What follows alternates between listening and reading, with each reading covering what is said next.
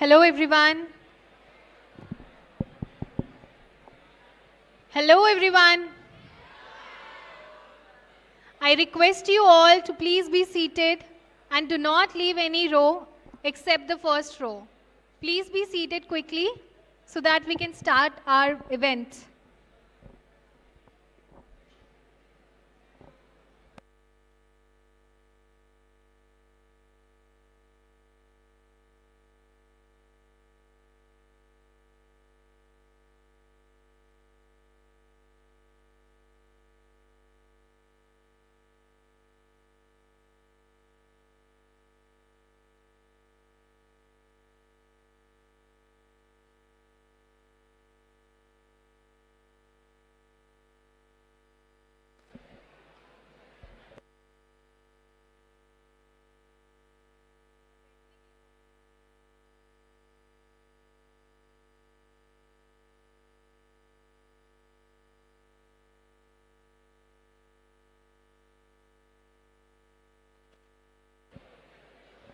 Please be seated.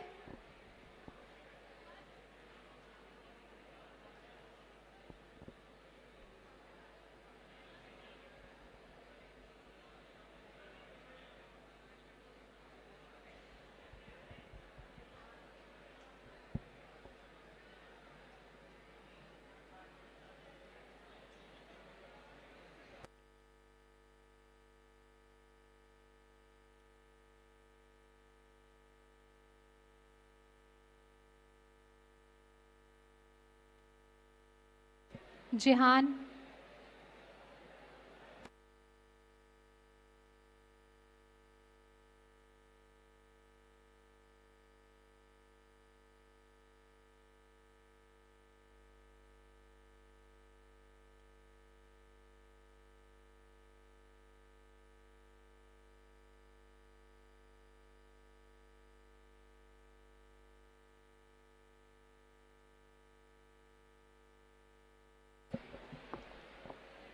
I request everyone to be seated quickly. Please sit down.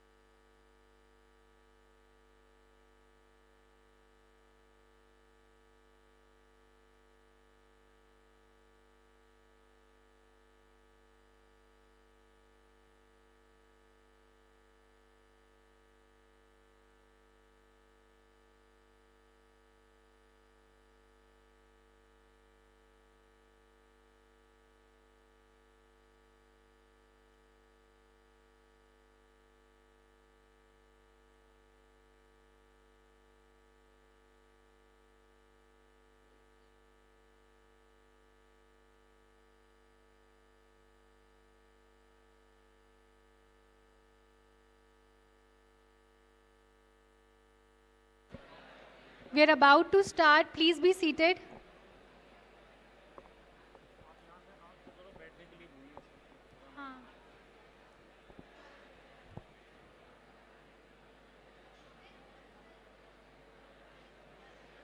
Please be seated quickly.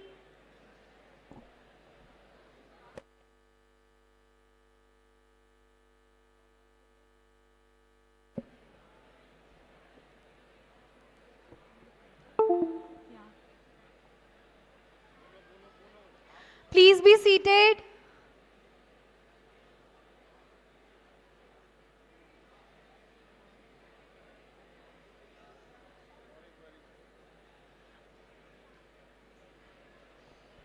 Please settle quickly.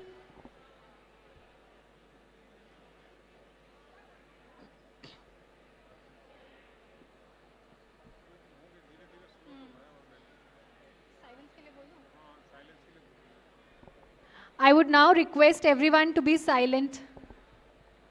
Please be silent.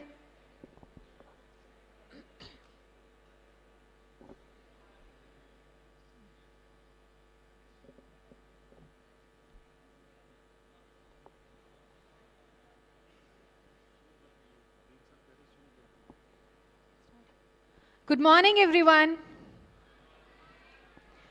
A very warm welcome to IIT Delhi Open House 2024. My name is Kritika Lohia, a PhD candidate in the Department of Electrical Engineering, and I'm delighted to be your host today. This event offers a unique opportunity to explore the exciting world of science, technology, and innovation. As many of you know, IIT Delhi has the prestigious title of Institute of National Importance in recognition of its cutting-edge research, exceptional faculty, and transformative contributions to the society.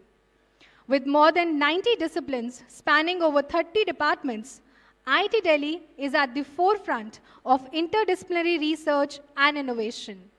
Our thriving ecosystem of several startups continues to push the boundaries of the entrepreneurship and technology, fostering the next generation of leaders and change makers. Aligned with our theme today, showcasing science and technology for nation building, we are proud to present the advancements that not only shape the future of academia, but also have a profound impact on industries and communities around the world.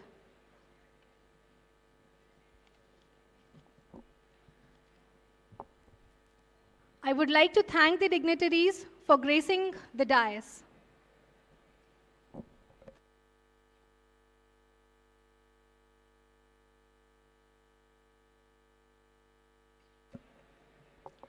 Now, I would request Director Sir to felicitate the Chief Guest of Honor, Professor Randeep Guleria. Please join me with a big round of applause.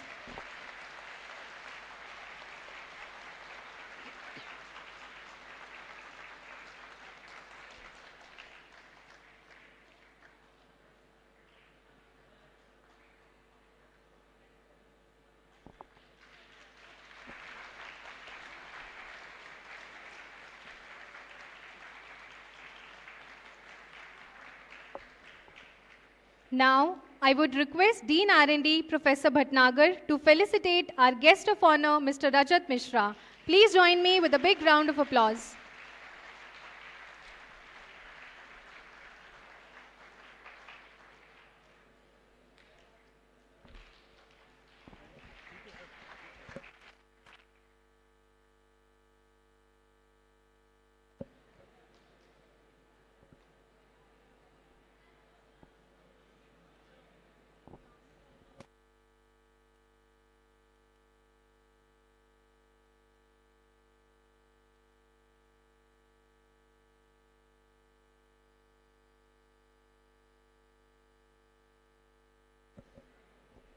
Thank you, sir.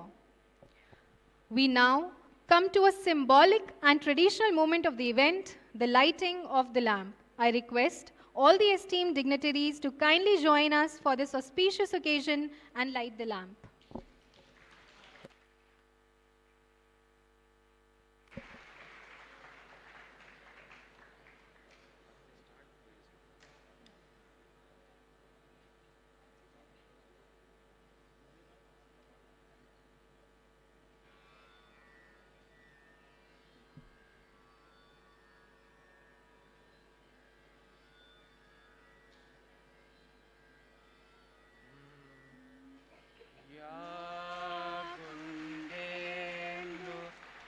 तुषारहार Dhavala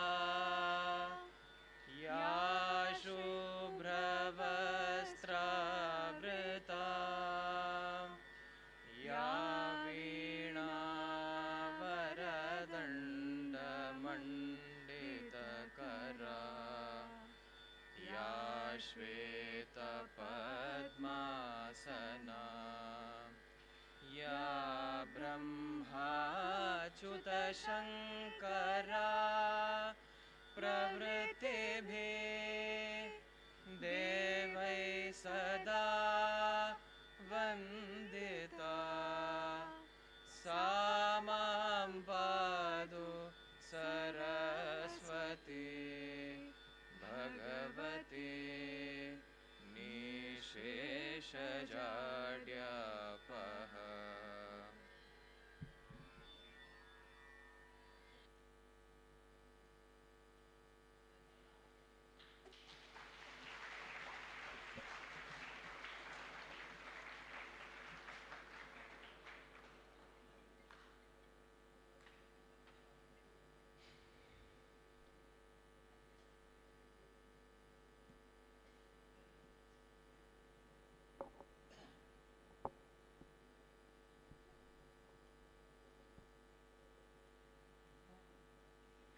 Thank you, everyone.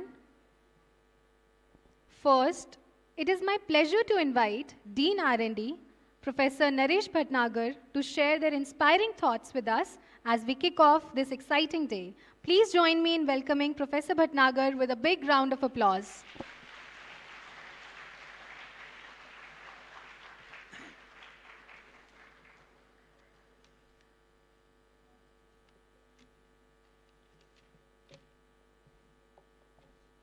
A very good morning.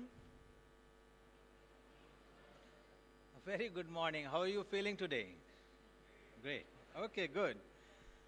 A very good morning to all the students and to all the learners. You're going to learn today as much as possible. So first of all, let me welcome our chief guest, Professor Randeep Guleria, ex-director AIIMS Delhi, the most respected pulmonologist of the country and savior of Indians during COVID-19. You would have seen him all over during those 2 years, right? Okay.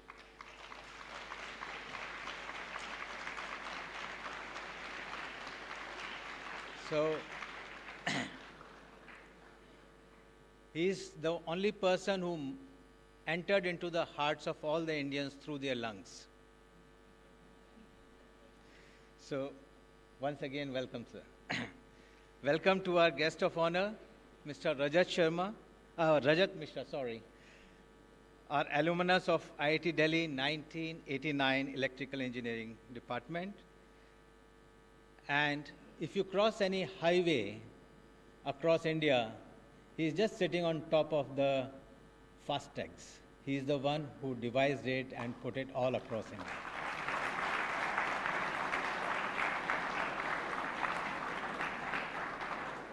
A great revolution brought by him in the transportation sector, also Atal Setu, Atal Tunnel, these are all his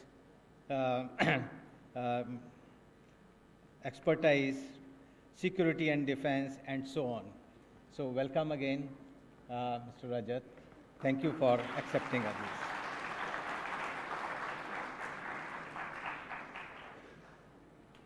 Professor Rangan, our director and a big motivator of this Open House 2024.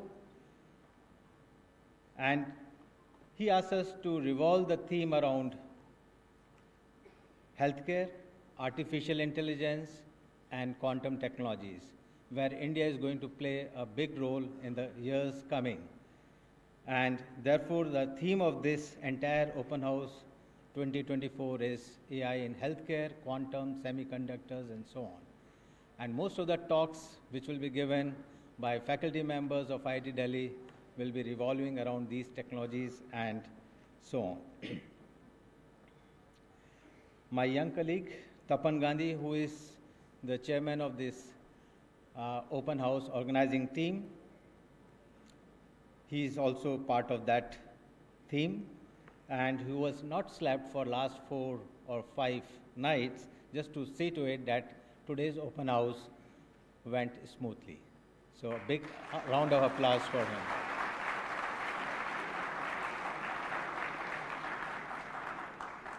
Today it is going to be one of the largest gathering of open houses which IIT Delhi has conducted since 2007. There are more than 70 NCR schools registered, and we are lucky to have representation from all over the country by schools who are taking part in Atal Tinkering Labs. So they are also here with us representing the country. So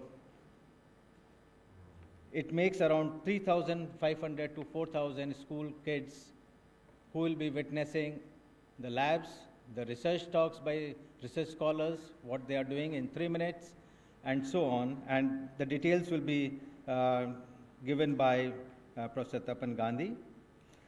I'm sure you are going to have a very enriching experience, and which you are going to cherish in your life throughout. So please utilize your each and every moment. Don't waste a single moment. Learn as much as you can and enjoy what science and technology is going to offer all of you in the future nation building. Thank you very much. Jai Hind.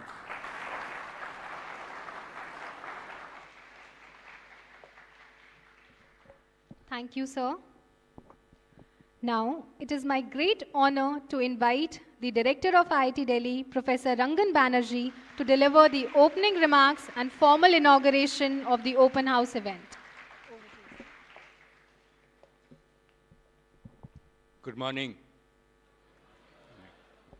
It's such a delight to see all of you here. I'd like to welcome our chief guest again on behalf of the Institute, Professor Guleria, who's a good friend of IIT Delhi, and Mr. Rajat Mishra, who is one of our own. He's our alumnus, and he's back in the Institute, and I think he has fond memories of this convocation hall where he graduated.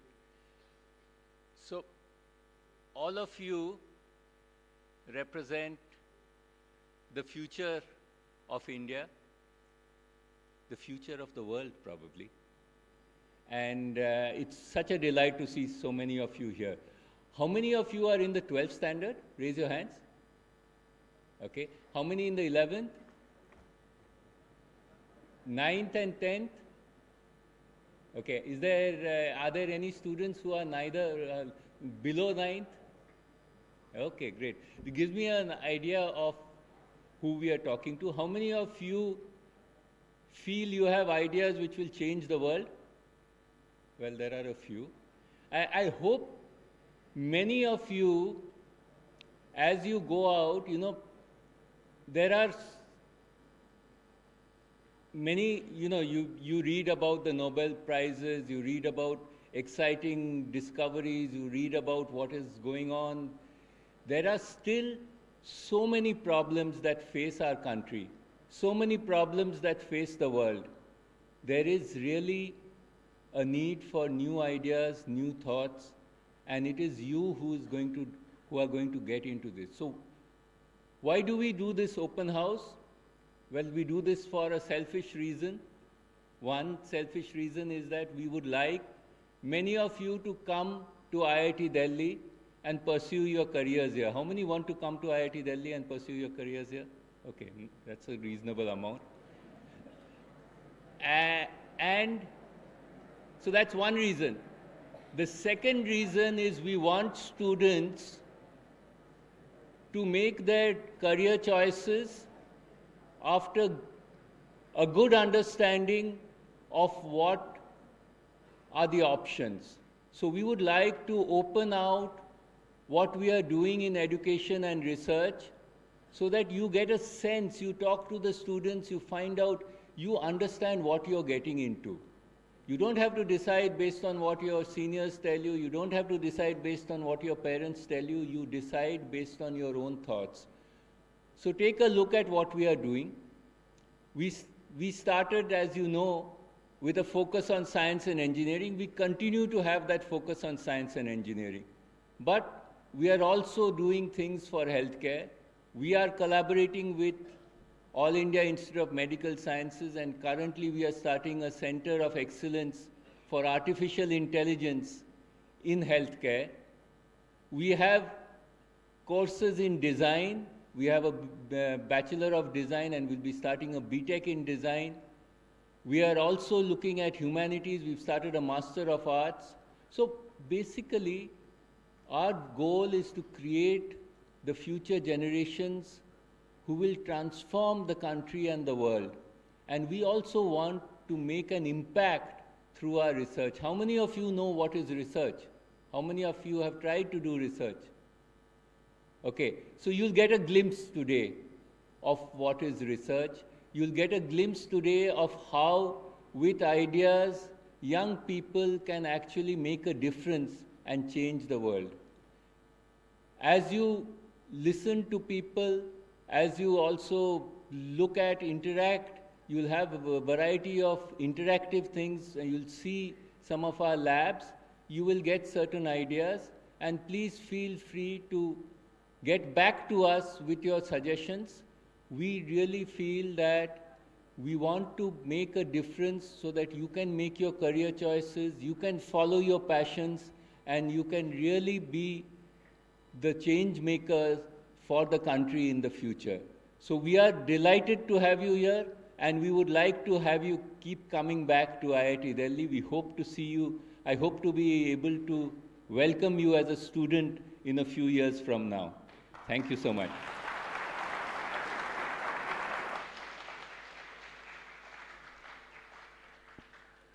Thank you, sir. It is now my honor to invite the chairperson of Open House, Professor Tapan Kumar Gandhi, to officially introduce the event and share his thoughts on the significance of this gathering.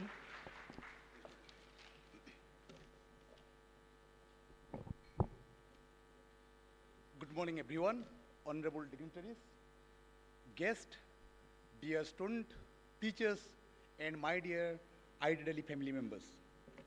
So I'm honored to welcome you all to the 17th Open House of IIT Delhi.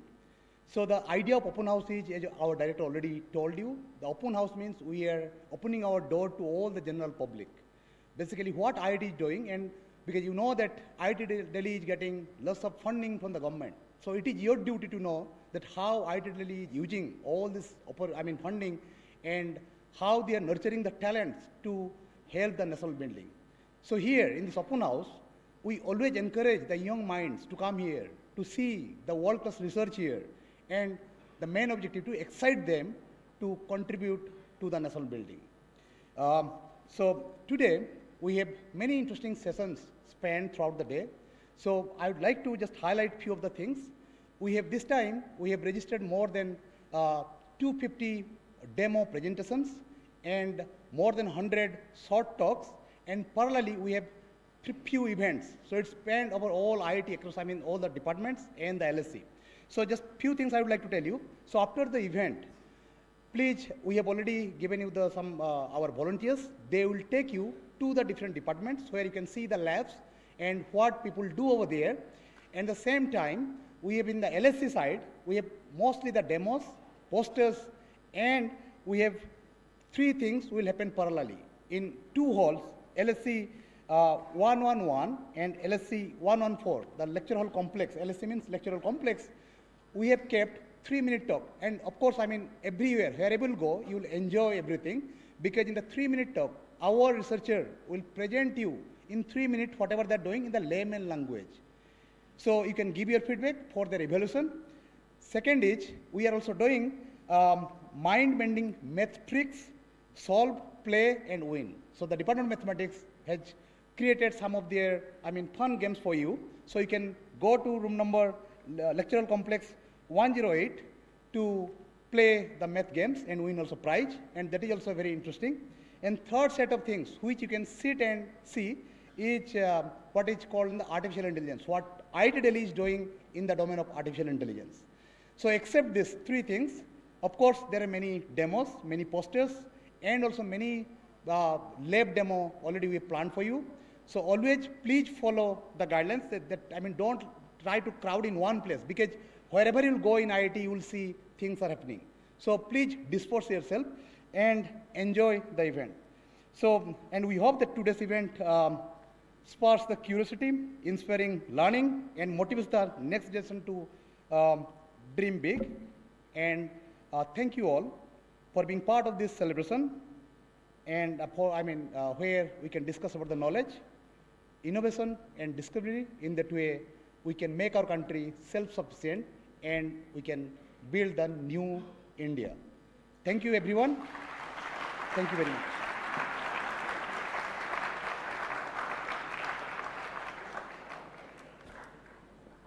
Thank you, sir. Now, we shall proceed with the first talk by our guest of honor, Mr. Rajat Mishra. He is a seasoned business executive with a proven history of revitalizing businesses and launching global ventures with companies such as Siemens and Strabag. He has actively contributed to the successful execution of significant projects including FASTag, Atal Setu, and Atal Tunnel. He is a dedicated social entrepreneur with a deep passion for initiatives in education, road safety, and environmental sustainability. Currently, he is serving as the president of the Manav Bharati Society, a non-profit organization founded in 1941 by Dr. Rajendra Prasad, India's first president, and Dr. B.T. Pandey, which supports over 17,000 children across India. Moreover, he is a distinguished alumnus of IIT Delhi 1989 batch, BTech from Department of Electrical Engineering. Please join me in welcoming Mr. Rajat Mishra with a big round of applause.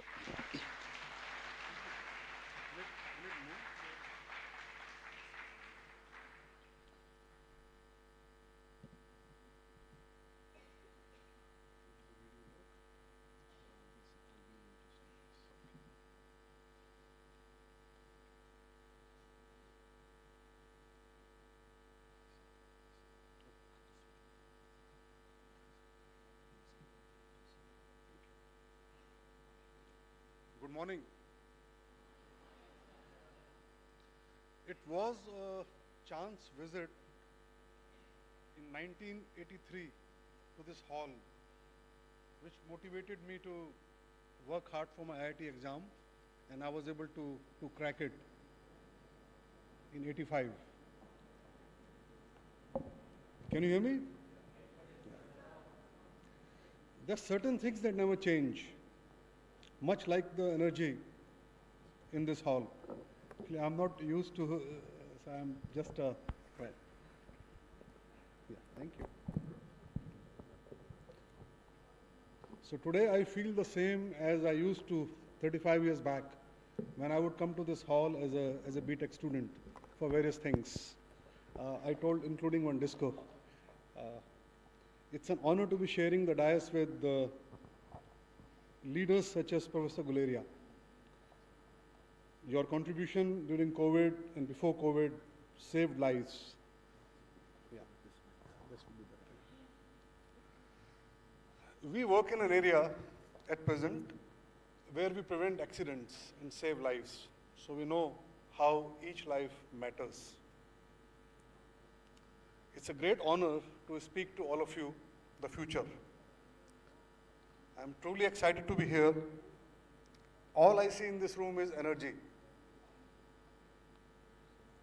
The limitless possibilities, the big dreams in each and every one of you. I thank Professor Rangan Banerjee, Professor Rao, Professor Gandhi for giving me this opportunity to share my passion. This will be better.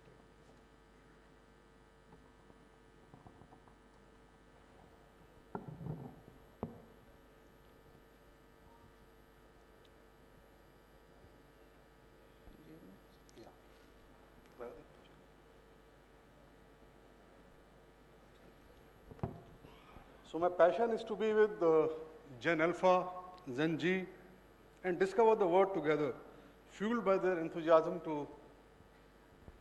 and drive to progress. The joy and satisfaction I received in participating in projects like FASTag, Atal Tunnel, Atal Setu, fates, when I remember the course curriculum we developed around a bicycle, Tod Ford Jod, to teach children the basics of physics and maths. Even eminent professors like Professor Howard Gardner, Professor of Multiple Intelligence at Harvard, they appreciate it. And I would thank Professor Rao, Professor P.V.M. Rao, to participate and make sure that that project sees the light of the day. In the next few minutes, I would like to share with you some of my own experiences.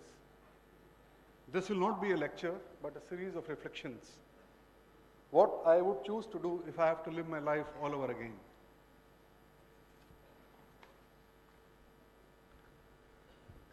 First thing, follow your passion, not the fashion. Fashion changes. How many of have you seen a fish flying? Even if it does, it won't do a good job. At the same time, a bird cannot swim. So, the key to pursue what you truly enjoy, I mean, if your passion becomes your profession, you go places. I think some of us discover this very late in the day, but if you can discover it early, nothing like it. Have you heard about Walt Disney? The genius who created Tom and Jerry. We still see. He was told many times that he was not creative enough. Do you believe it? He didn't give up. And finally he created Disneyland, place we want to go again and again. So now you tell me, how many of you would like to be the computer engineers?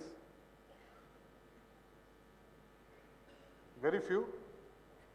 Mechanical engineers, civil engineers, lawyers, doctors. Oh, lovely, good.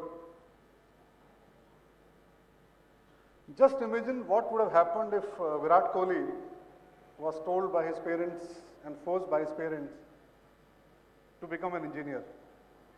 India would have lost a great sportsman. Don't let that happen to you. Follow your passion. A happy world requires as many engineers, as many doctors, as many scientists, as many social scientists. Let me tell you, if you follow your passion, you will go places. That is the first step to be a leader.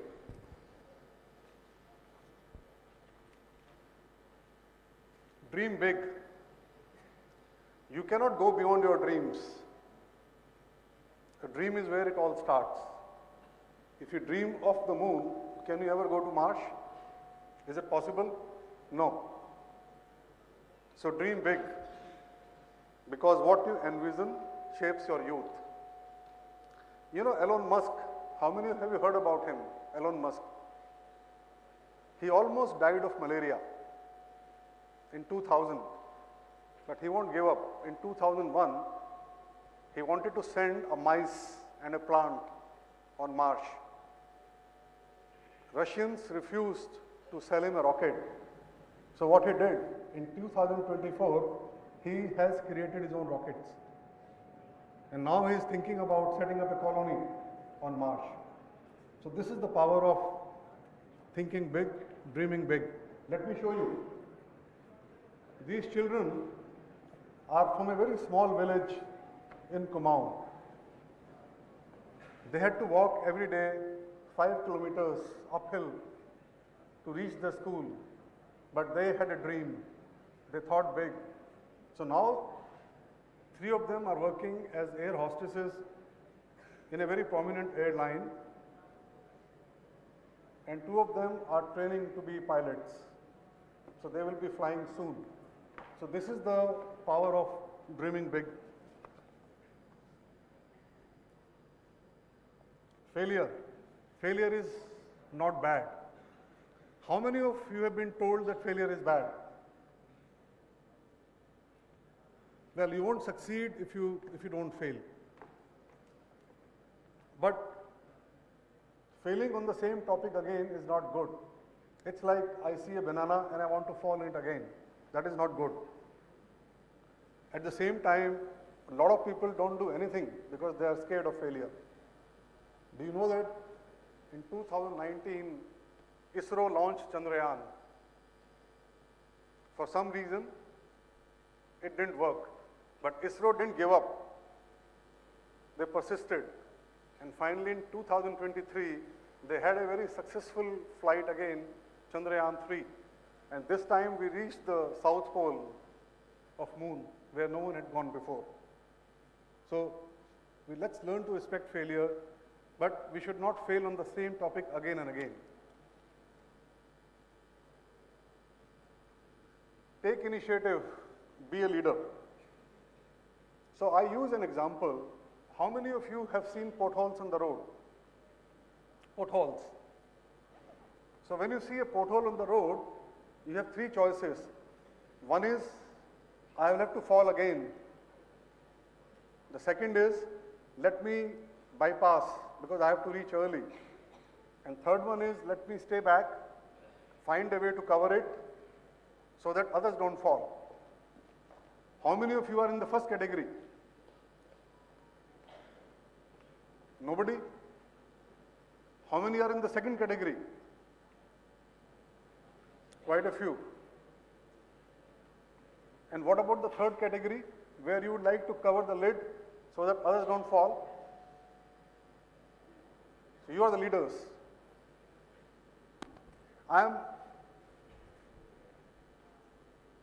So let's just have a look. Sound.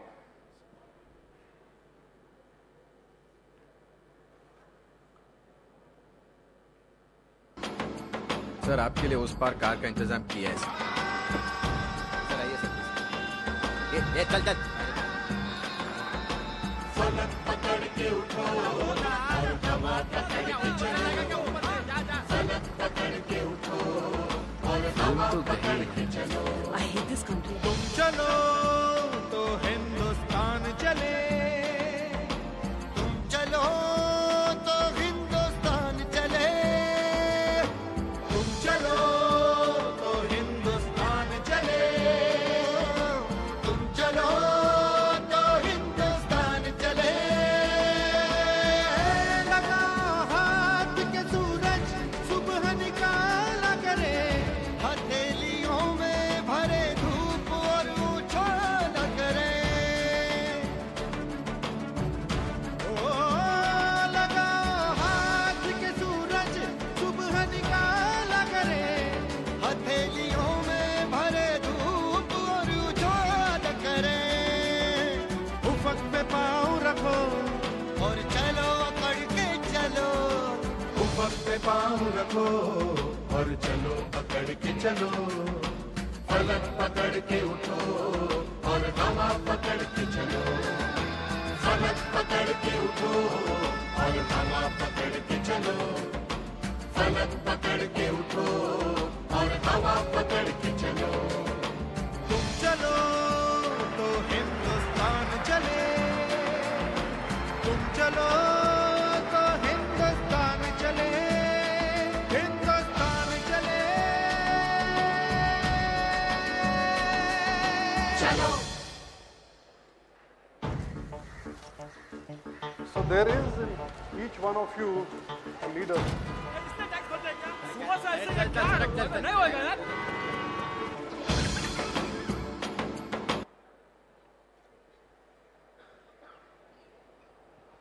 So real leaders don't wait for opportunities, they create them, like this small boy did. And finally, never say die. Giving up is not an option. Leaving the task unfinished is not an option. How many of you have read Harry Potter? I am sure you must have seen the movies. Who is the author? She was rejected 12 times by her publishers, who refused to publish her book. But she never gave up. So finally, Bloomsbury, they accepted her script and rest is story. So big dreams and persistence can transform your life against all odds. So you are not just the future engineers, doctors, actors. Some of you, I'm sure, are gamers, YouTubers. You are actually problem solvers. When you see a problem, you see problems before others. You design a solution. You create a solution. You implement a solution. I'm sorry to say, but I must be honest. My generation is passing down to you a world that is not in the best condition. Our planet is grappling with a major challenge, climate change. Whether it is too little rain or too much, drought or floods, natural lakes bursting, glaciers melting, the signs are everywhere. Day before yesterday, it snowed in the desert. You know where? Saudi Arabia. First time ever. So this is the most urgent issue we face. A crisis that threatens the balance of this planet. The earth is facing these challenges due to years of neglect and unsustainable practices. With your skills, innovative ideas and passion, you have the power to drive the change. Like Greta Thunberg, how many of you have heard about her? 15-year-old. She's a global figure for environmental activism, inspiring millions of children across the world to participate in the climate strikes and pushing the world leaders to make a change. You can develop solutions that reshape industries, create sustainable practices, and inspire a new way of thinking that prioritizes our planet's well-being. You know, in mountains, waste management is a big problem. So one of the villages in Kumaon, a pet, a dog, who used to fight with leopards, got killed because it swallowed the plastic. So children of that village decided to make sure that villages, Uttarakhand, is kept clean. They formed small tollies. They collected funds and put up the dustbins. These children ensured that in their village there was no litter. They even policed their parents. As a result, Sarga Khet in Mukteshwar is now the cleanest village in whole of Uttarakhand. And a lot of other villages in Uttarakhand are following their example. You can also create these examples. These are pictures of the eco-warriors. Let me show you another example. Some of you, some children like you, have created this wonderful traffic safety book. It was designed, developed by children of your age.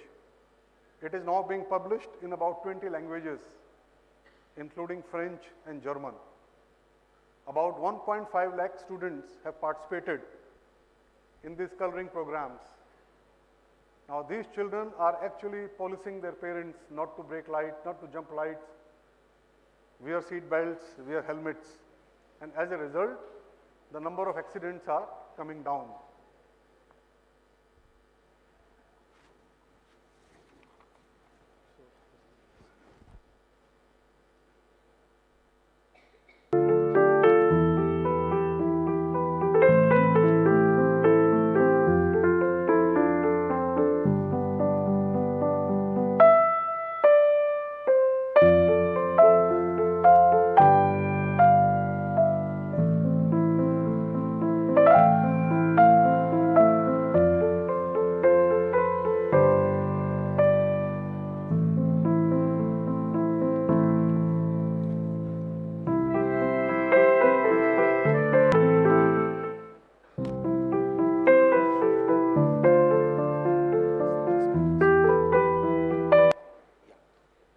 So finally,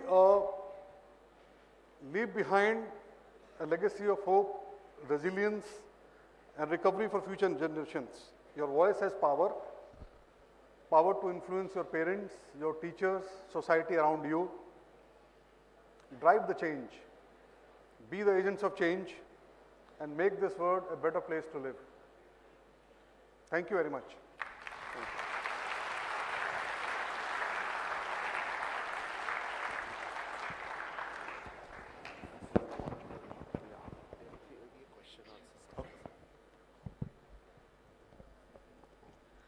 Thank you, sir, for that insightful and inspiring talk. Your perspectives have set a remarkable tone for today's event, reminding us of the importance of innovation and collaboration in addressing real-world challenges. We now have a few moments for questions. If anyone has a question from audience, can raise their hand. We'll hand over the mic. Please raise your hand if you have a question.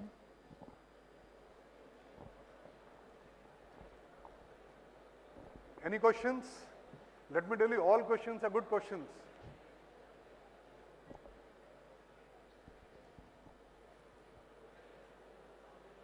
Don't feel shy, you can ask any question. There's a hand over there. Dr. Shobha. Dr. Shobha, there's a hand over there.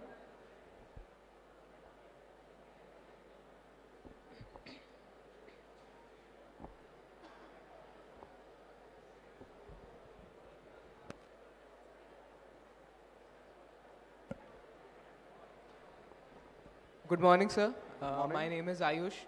I'm from Ambience Public School. My question is, I know that failure is important. It helps us to build a better success story. But what if the failure becomes a constant?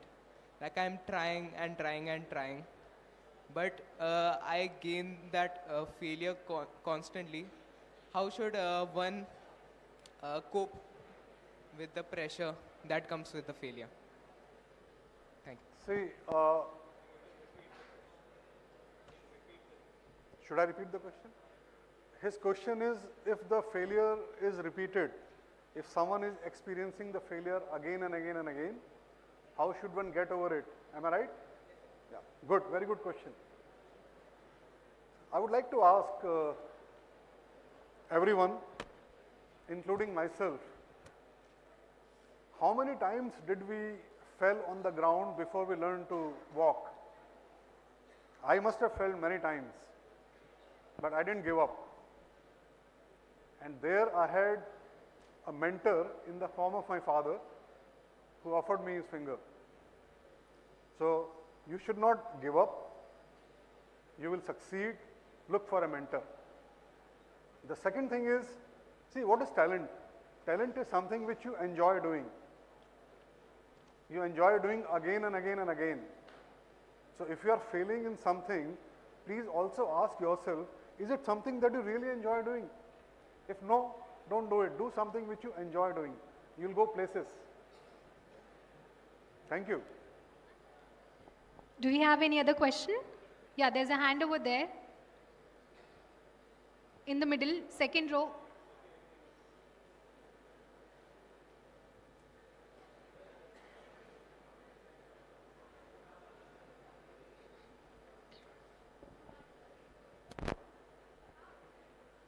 Good morning, sir.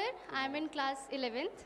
My question is that when you start a new thing, then there are so many self-conflicts. Then how to avoid these conflicts?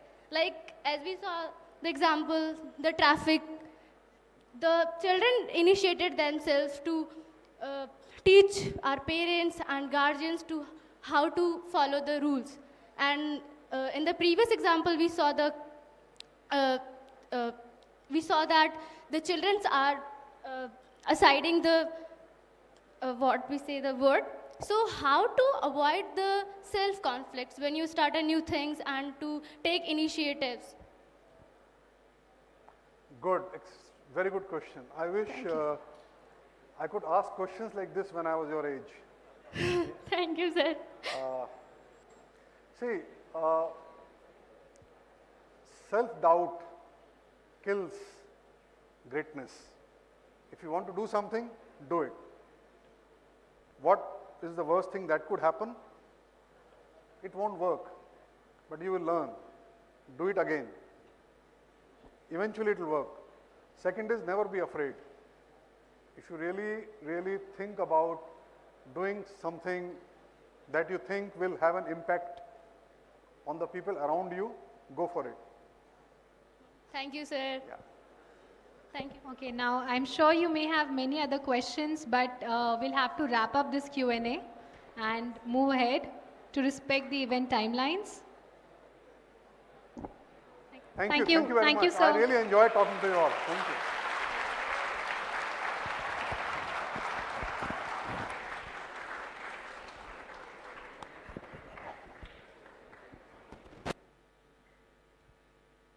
Now moving ahead, it is my honor to introduce Professor Randeep Guleria, an eminent physician, leader, and educator in the field of medicine. His excellence in medicine has earned him numerous accolades, including the prestigious Padma Shri in 2015 and the Dr. B.C. Roy National Award for Eminent Medical Person in 2014. He is serving as the chairman of the Institute of Internal Medicine and Respiratory and the director of Medanta Medical School. Previously, he led AIIMS New Delhi as its director for 5 years, following his tenure as professor and head of pulmonary medicine and sleep disorders. Professor Guleria has provided invaluable expertise as an advisor to international bodies like WHO and IAEA and has been a key member of India's National Task Force for COVID-19. We are privileged to have him with us today. Please join me in welcoming Professor Guleria with a big round of applause.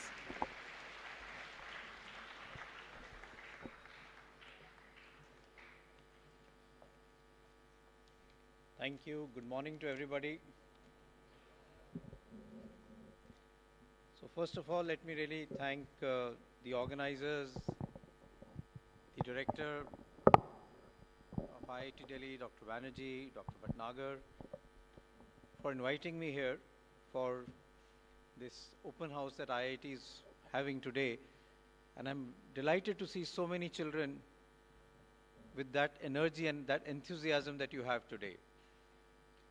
But I'm the odd man out here because this is an engineering institute and I'm basically a clinician. I am not from an engineering background, I'm from a clinical background. I spend my whole day seeing patients, either indoor or outdoor patients. But I think the importance of why I am here and why it's important for you as a young generation is because this is the way science is going to progress out of our silos. In the future, it's not going to be engineering, computation, mathematics, humanities, or medicine. All of them will merge into one bigger area. And if you start thinking outside your silos, outside the box, as we call it, you will actually have better ideas and you will grow much more as an individual and as a person as we go forward. I've been asked to give a talk on healthcare, a look back and a look ahead. And I think it's very, very important for us to see how healthcare has changed and what it will change for the future, because the future is in your hands, in the hands of the young generation. So to begin with, how many of you want to become doctors or are wanting to pursue medicine? Okay, I see a number of hands. The most important thing that I would say is, and which also was said by Mr. Rajat Mishra, is whatever you want to do, you have a passion for it. Choose a career that you love and you want to take that up. Take your time in selecting your career. Medicine is a long career. You'll find your colleagues have already got a job and are already working while you are still studying and doing your MBBS, your MD, your DM, or MCH. And you still are in the process of trying to complete the course of medicine. So I think it's very important that you understand that you should have a passion for what you want to do, and that's very true for medicine. It's a long career, you have long hours. I, as a resident, there are times when I was a resident and I used to go to the hospital on Friday morning and come out only on Monday morning. So you would be there for almost 3 days in the emergency, sleeping only for a few hours in the duty room and going back.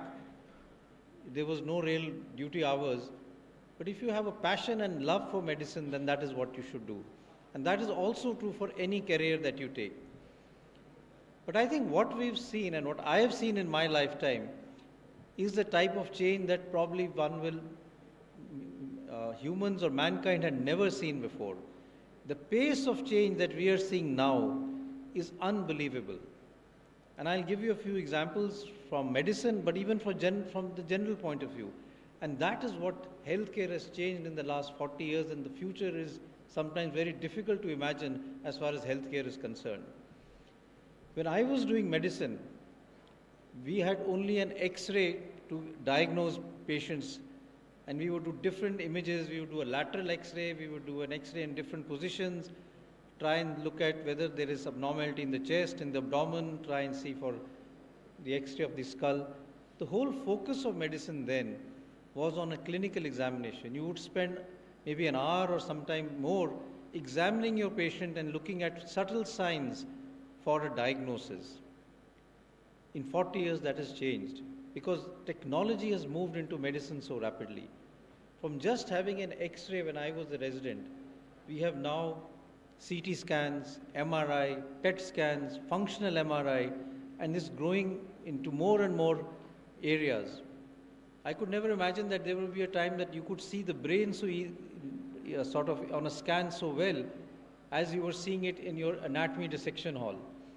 Could never imagine that there was a time when you could really see inside the chest and pick up small glands which you are now able to do because of a CT scan or an MRI. These are changes which have been driven by technology, and this is something that has happened in the last 40 years. This is examples from medicine, but I'll give you examples from outside medicine. When I was a resident, I don't know how many of you even know the term trunk call. Do you know what is a trunk call? If you know what a trunk call is, raise your hands. Okay.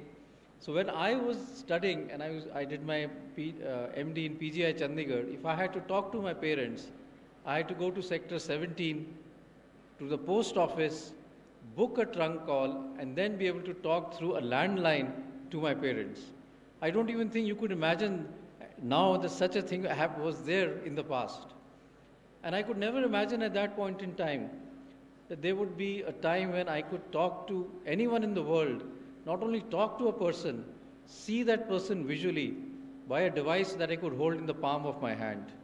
That is the current smartphones that we have. Imagine how much things that have changed from what I had seen as a student, and I sort of can't even imagine what will change when you are of my age. So medicine and technology are moving so rapidly. When I joined AIMS, I joined a course on research methodology, to looking at how we could do research. And one of the things that I was taken, like you're going to be taken on today, was to a lab which was done by a professor in PSM, which was part of the Clinical Epidemiology Network. It was an international network. And he showed me on his computers, we had these big computers at that point in time, something which he called an email. He said, now I can talk to my colleague in UK or in Africa using this new technology which is known as an email. Now email has become so much natural that we don't even think how it evolved and how it developed. So much has changed in these last 30 to 40 years.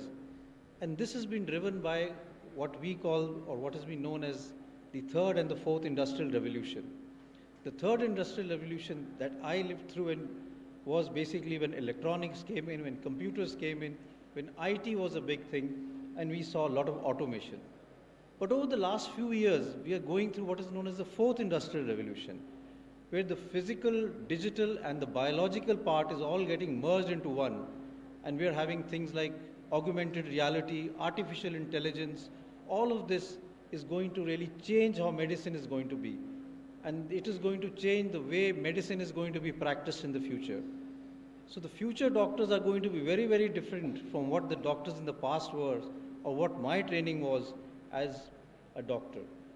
And therefore, I think it's very important for all of you to realize, whether you go for engineering, whether you go for mathematics, medicine, or for any other specialty, even if it's humanities, that change is going to be inevitable.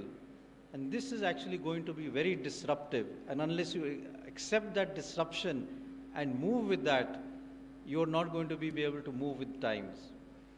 So what has been driving this change? And in my mind, in medicine, two things have driven this change, and that is where you as young minds need to look at how can I develop more in these areas. One is technology. And I'll give you some examples of how technology also helped in COVID-19. Technology helped in COVID-19 while being able to have on your phone picking up people who may be COVID positive. Technology helped in COVID-19 by looking at doing teleconsultation. Doctors could talk to patients at home, and you could do teleconsultations, which has now become natural. You could monitor your saturation at home by a small device known as an oximeter. So technology is coming in a big way. And the other big thing is the huge jump that is happening in the pharmaceutical area. New devices, new medicines, biological therapies, gene editing, all of this is changing how medicine is going to be practiced, and I think that is how, when I look forward, medicine is going to be. So artificial intelligence, the Internet of Things, or the Internet of Medical Technology, augmented reality, big data analysis. How many of you actually have heard of all these words? Just raise your hand if you are aware of all of these words. So I can see many of you are actually now hearing these words and are sort of inquisitive about all of this. Robotics, 3D printing, all of this is going to really be changing how medicine is going to be practiced. And we are going into areas which, I could say, areas which no man had ever gone to before. Areas which you could never have imagined. Gene editing, cloning. These are things which will change medicine and will change the way that we practice medicine. And all of this is because we are now looking at what I would say is precision medicine. Each of you sitting in this hall is genetically different. And because you are genetically different, your treatment strategy also has to be different. One size fits all cannot work. And that is something which is what is precision medicine, and that is what is evolving to be able to understand each one's DNA and to see how is it different from the other person. How many of you have heard of Angela Jolie? Can you tell me a movie that she's worked in? So as Laura Croft, she's worked in many movies. She's worked in Mr. and Mrs. Smith. But do you know what else she is known for? So Angela Jolie has a very strong family history of cancer. From her mother's side, one of her relatives had ovarian cancer, and her mother had breast cancer. So she decided to go in and get herself genetically tested for a mutation in a gene known as the BRCA gene. And she found, when she got mutation studies done, based on the database that was available at that point in time, she had an 87% chance of developing breast cancer in life and a 50% chance of developing carcinoma of the ovaries. So she had a very high chance of breast cancer based on a genetic analysis. And then she decided to do something very, very drastic, which most people would not do. They would either get a screening done for breast cancer or would look at things. She decided to do a total mastectomy. She had both her breasts removed. And that was a very dramatic step taken so that she did not develop breast cancer, because she had a very strong family history of breast cancer. This is where precision medicine is taking us. So Angela Jolie is very well known for her acting and for the role that she plays in various action-packed films. But it also shows us the power of medicine as it is evolving now, that you can get genetic analysis done for a very little amount of money and be able to find out whether you have a higher chance of developing diabetes, heart disease, or various other diseases. Same is true for various other disorders because of technology and science bringing in new and new drugs. I'll give you an example. When I was a resident and I would be involved in treating patients with lung cancer, because I'm a pulmonologist, I used to treat patients with lung cancer. I used to often ask myself, is it really worth it? We were giving medicines where you were talking of a survival of 3 months, that if you give this medicine, the patient will live for 3 more months. Was it really worth spending so much of money from the patient point of view just for a 3-month survival? All of that changed because of research which showed that cancer could be linked to various mutations. And we had various mutations known as EGFR mutations, ALK mutation, ROS mutation. which changed how we started treating cancer. And in the early 2000s, we started having drugs which were available, which were targeted therapy. You could target these mutations and prevent the progression and reverse the cancer. So from a survival of a few months, we started talking of 5-year survival. And now we talk of cancers, many cancers, including lung cancers, as curable or at least like a chronic disease. This is a huge change that has happened in medicine, driven by science and research. And therefore, I think one thing that I would really ask all of you students is that no matter what career you take up, be inquisitive. Keep questioning yourself and asking new questions, and have that research bend of mind. Be willing to look into new things. Be willing to do research and move out of your box in terms of trying to develop new ideas. I think this is what is very, very important.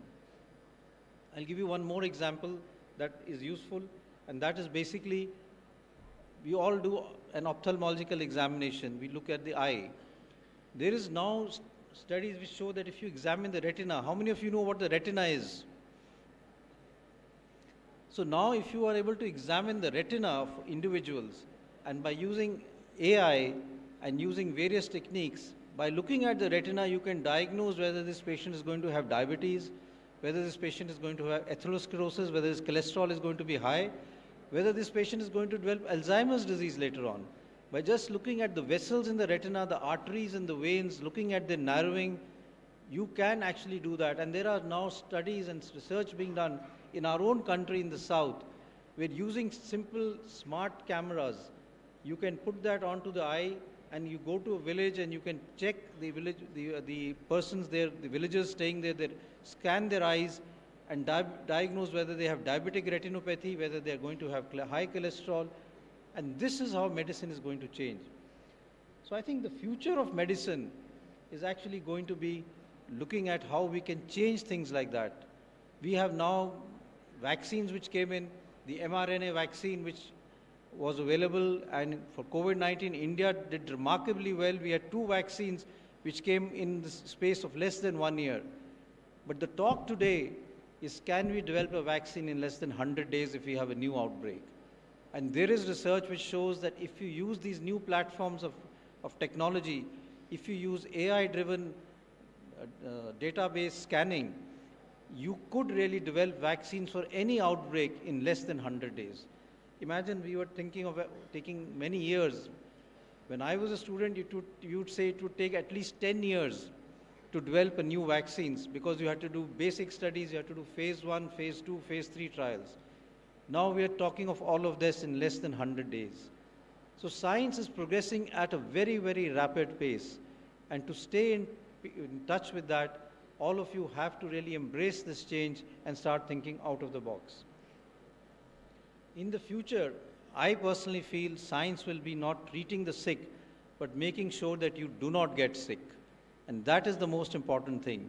Preventive medicine is going to become more and more important. And I'll quote what Thomas Edison once said. You know who Thomas Edison is? Please raise your hand if you know about Thomas Edison. Thomas Edison said, the doctor of the future will no longer treat the human frame with drugs, but rather cure and prevent disease with nutrition. So we are going to look at more and more of preventive health in the future, and I think that is very, very important. We're going to see technologies which will be able to manage various disorders. You are already having what is known as neurotechnology.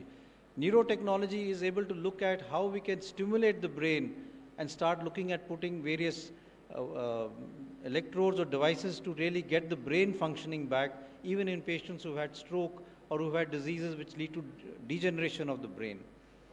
So what is going to be the future? How many of you are aware of the number of chips that are present in, let's say, your smartphone or in your smartwatch? There are a large number of chips which are present in them. How many of you would be willing to have a number of chips present in your own body? But that is where the future is going to be, because you're going to have wearable and devices which are going to be inside you, and these devices are going to be really important in terms of monitoring your health and being able to predict an event even before it happens. If your heart rate goes up, your ECG shows changes, there will be an alert which will say that yes, this person is going to have an heart attack, he should immediately consult his doctor or go to the hospital. If your oxygen saturation falls, your respiratory rate goes up, it could predict the fact that you are going to develop some sort of a respiratory problem. Depending on your underlying problem, you should go to a doctor. So medicine is changing dramatically, but is it for good or is it bad, or is it for the worse? The important thing to remember is that whenever we look at science, it has a good and a bad aspect. For example, energy can be made by nuclear plants, and they form a very good source of energy. But nuclear plants or nuclear technology can also be used to make nuclear bombs. So it can be used for good and for bad. Similarly, you can have technology which can be used in various wrong ways, what we call bioterrorism. So biology can also be used to be making things which can cause harm to society by what is known as bioterrorism. So when we look at science, I think there's a responsibility for all of us, and especially the young generation, to see how we can do it in a way that it is done properly and with ethics in its mind. When it comes to medicine, I think it's very, very important for all of you, especially those who are going into medicine, to remember the basic thing about medicine is medicine is practiced because patients are there. Patients are the reason for healthcare, and therefore health has to be patient-centric. Technology somehow is driving us away from looking at patients in the way we should in terms of ethics, in terms of trying to help them. The humane touch, our connect with patients is becoming less, and I think therefore it's important for us to understand that medicine is a science, but it's also an art, and the art of medicine is as important as the science of medicine.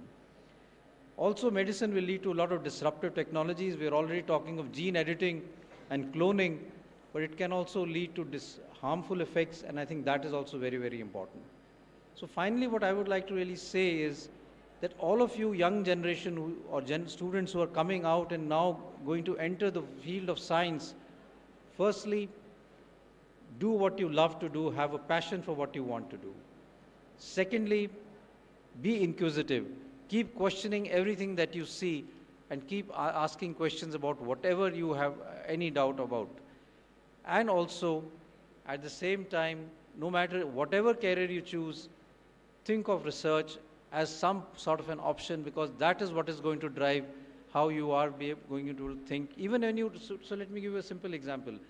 If you have to buy a scooter or a car, you will do research to find out what is the mileage of this car, what is the interior of this car, what is the, let's say the outside, what are the headlights like.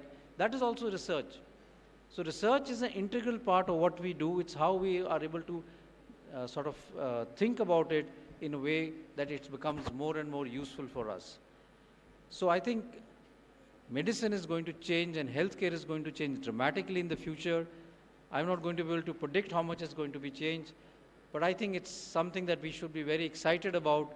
And I think that both whether you go for engineering or whether you go for medicine, ultimately they will merge into one broad science which will really take research and healthcare forward.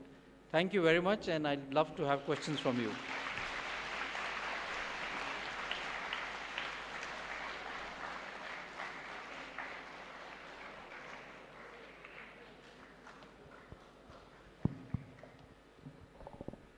Thank you, sir, for your immensely inspiring words. This is extremely valuable to our audience, especially the young children.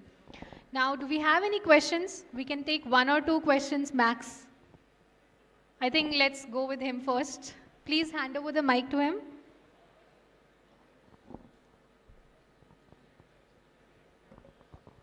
Good morning. I'm Parakram Singh. I am in class 12, Saraswati Vidya Mandir, Manduwala, Dehradun. I'm doing research in mathematics independently and have published research papers. My question is, why research is not part of school curriculum in India? I think your question is why research is not a part of school curriculum in India. Yes. Very good question. I think that is something that we need to look at, and I think I personally feel that now as we go into education, and this is not only in school, but also in other areas, we should look at what I would say is elective courses. And one of those electives should be that if you are interested in research, you should do research projects and be able to do other things.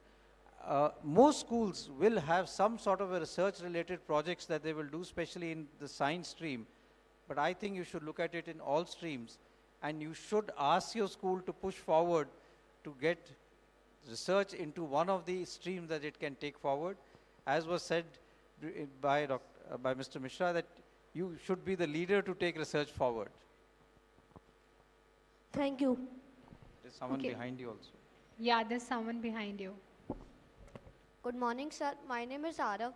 Sir, my question is, what is biomedical engineering? What is biomedical engineering? Yes, sir. So biomedical engineering is itself self-explanatory. It is biology, which is also combined with engineering.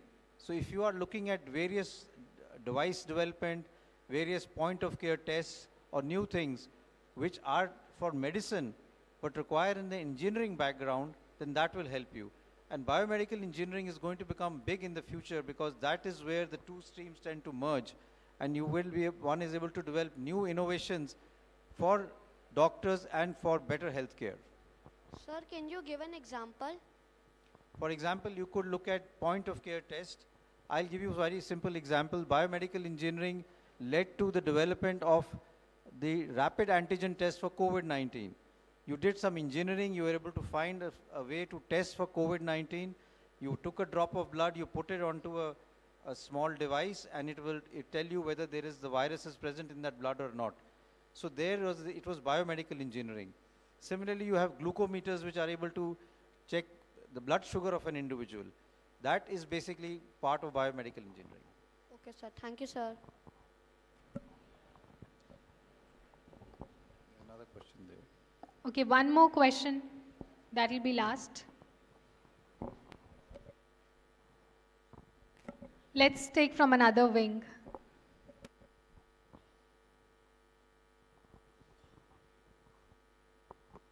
Good morning, sir. My name is Aman Anand and I am from Ambience Public School. So my question would be revolving around the introduction part of your speech, where you told that in the future, different streams like we have today, humanities, science, commerce, they won't be existing and they will be integrated into one part. So an old saying has been there from the olden times, from your time also, sir, that jack of all but master of none. So my question is, at the current time, when being myself a JE aspirant, so we are not able to, we have so many distractions also, but some things are interesting also. We are not able to prioritize which one is right and wrong. And for example, I would like to take myself. I would like to say that I'm an average guy, and then I see many people around me who excel in different fields. So in this, at this point, a question comes into the mind. Shall be my focus at polishing one of my skill, or polishing different other skills to integrate that into one part for my future career? So first of all, I'd like to say that there's nothing about being average or brilliant. If you take a career which you have passion for and you start doing that, you will become brilliant. That is very important to keep in mind. Everyone, if you follow your passion, your whole life and your work will become something that you enjoy, and you will actually outshine others who may have taken that profession if they were, and did not have a passion for it. So that is one's first thing. Second is, as we see medicine, science progressing, engineering progressing, there is going to be an interaction or a merging of these specialities for the betterment of science, like biomedical engineering, which was asked for. If you have a passion for that, then it's something that one should look at. I argue that why cannot doctors who are now looking at patients, if they have a passion for, let's say, device development, why can't they become entrepreneurs? Why can't they have their own startups? But you should have a passion for it. If you have a passion for looking after patients and doing pure medicine, then you follow that career. But if you have a passion for looking at new devices, being innovative, then that part should also be available as a career path for individuals. And that is where these science will tend to merge in terms of opening up that career paths. I hope I'm able to be able to answer that question that you asked for, that you will gradually have areas of, let's say, specialities opening up, which are new and which are not existing right now, where these will all merge into one. But as an individual, you will have to see what do you like and what do you want to take forward. So although things will open up, everyone cannot do everything. So you're not going to be a jack of all trades. You will have to focus on something, but there will be areas which will now open up. For example, if you take medicine right now, or if I had taken medicine and I wanted to start developing new devices, I could not do that. But now, because AIMS and, let's say, IIT have a collaboration, you can take that up as a career and develop new things. So that is where medicine is going to progress, that you will have these avenues also available, but you should have that passion that you want to develop or go in that direction. Thanks. All right, thank you, sir. Thank you so much. Thank you.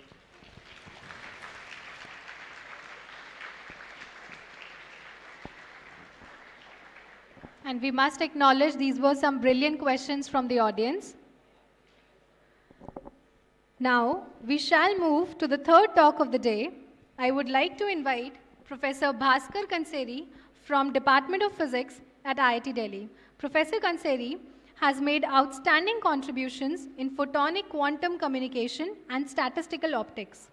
Through his research, he recently made the first indigenous demonstration of intercity quantum secure communication using more than 100-kilometer underground telecom-grade optical fiber.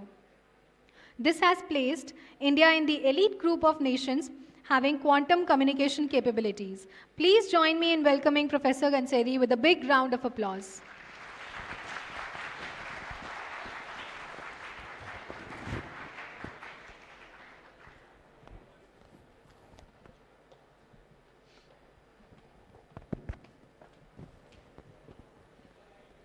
So good morning. Can you hear me? Lights off.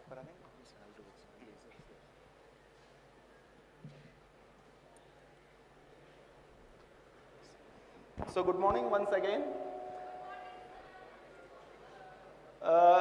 Before I start, I would like to ask a simple question. How many of you have heard this term quantum mania?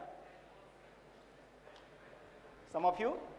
Okay, so during next 10 minutes or so, I will try to explain you what quantum mania is. And in many of the science fiction movies, you must have seen this quantum realm or the power of quantum physics.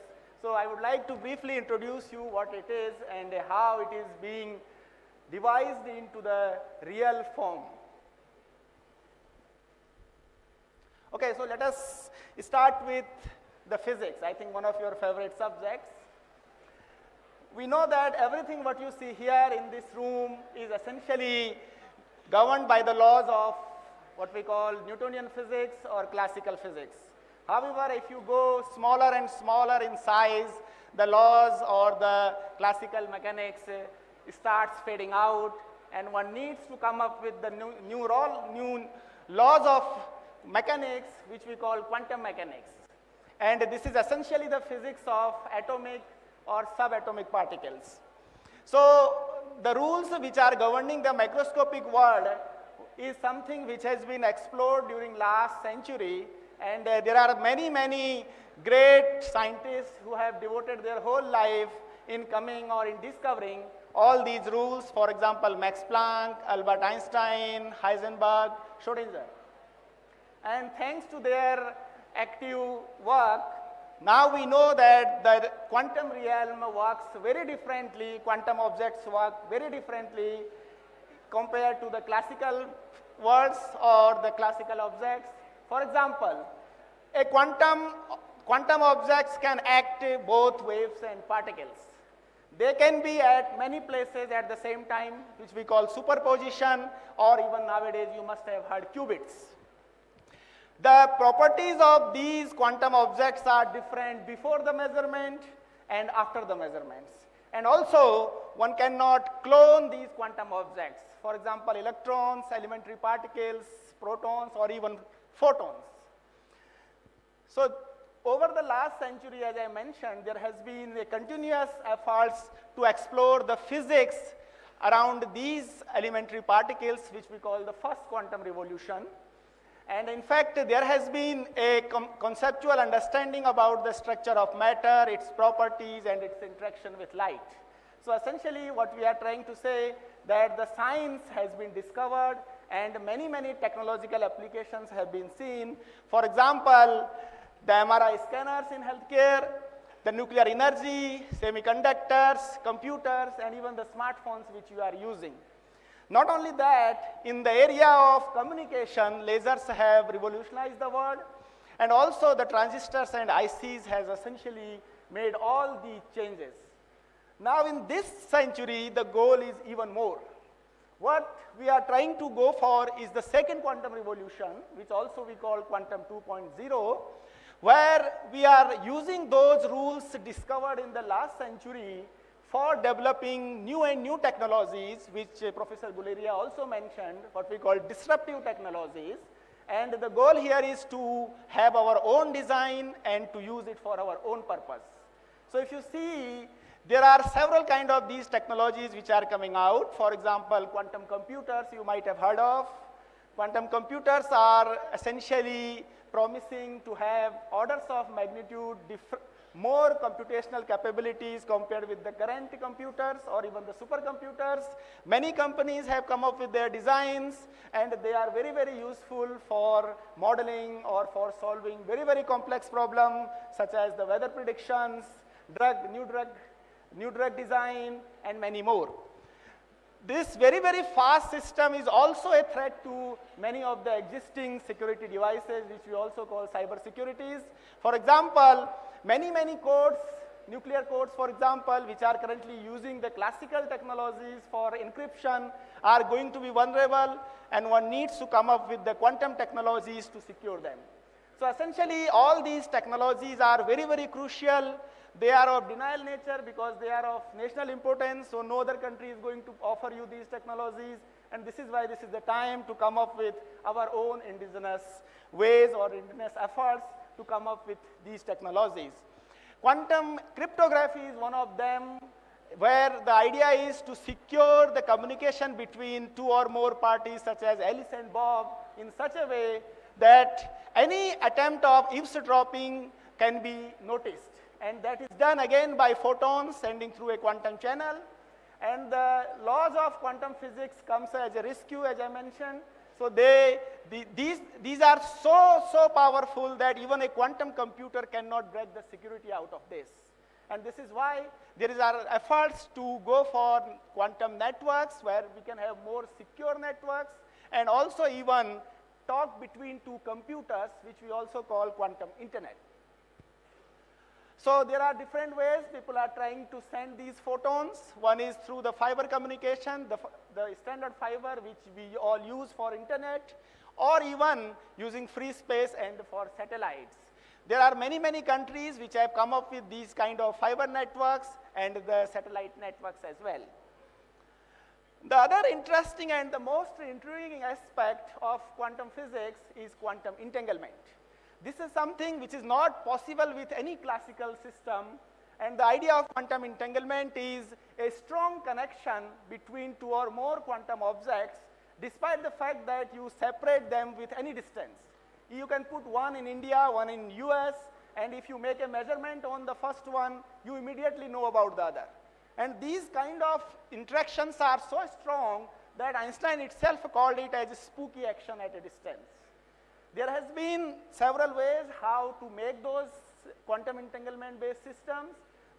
One of the ideas is to use lasers and nonlinear media to generate photons which are quantum mechanically entangled.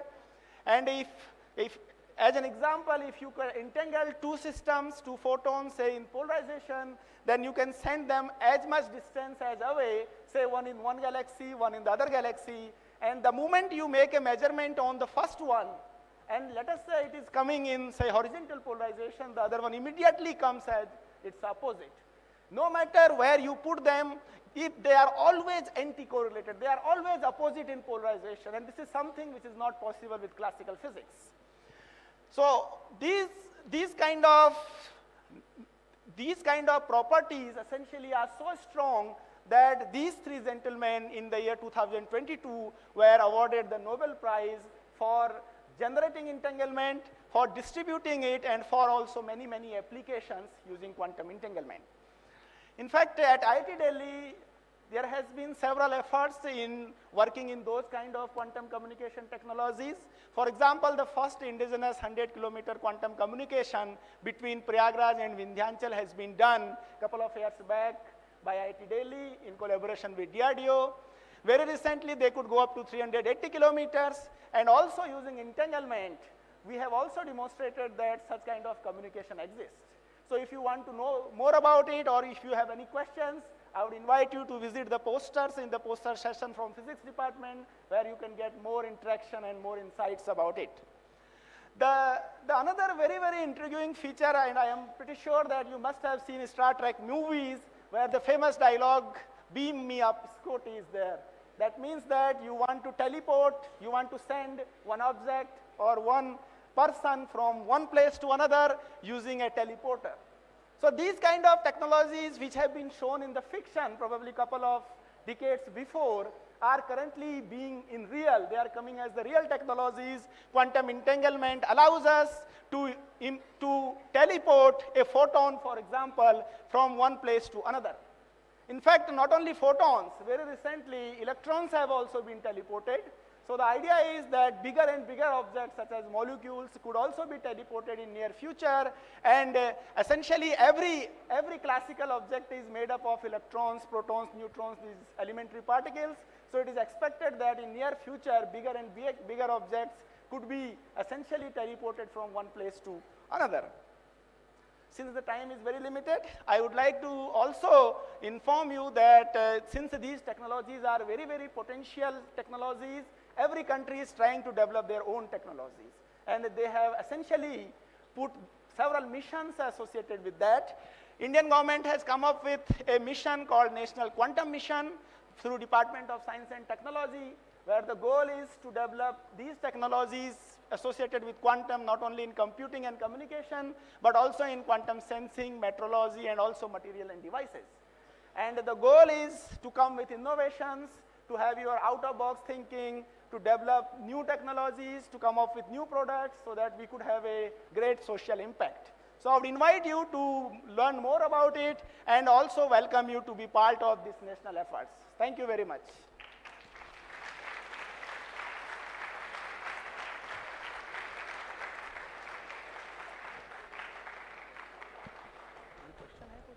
Thank you, sir, for enlightening us with your pioneering research. I'm sure that young minds here are truly inspired by your work and dedication.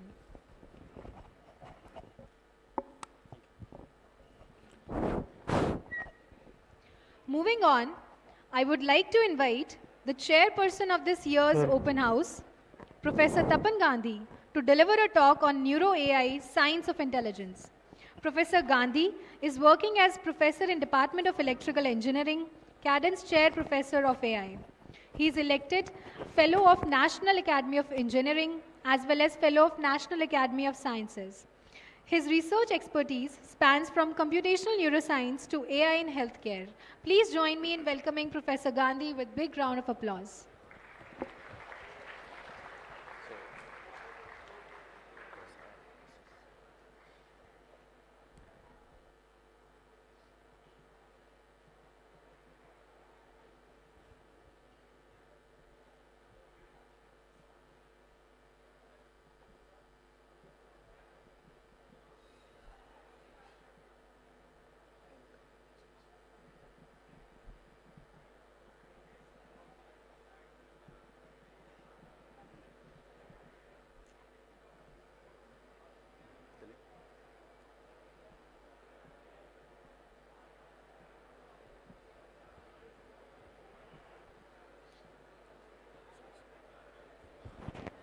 Hello, am I audible to all of you?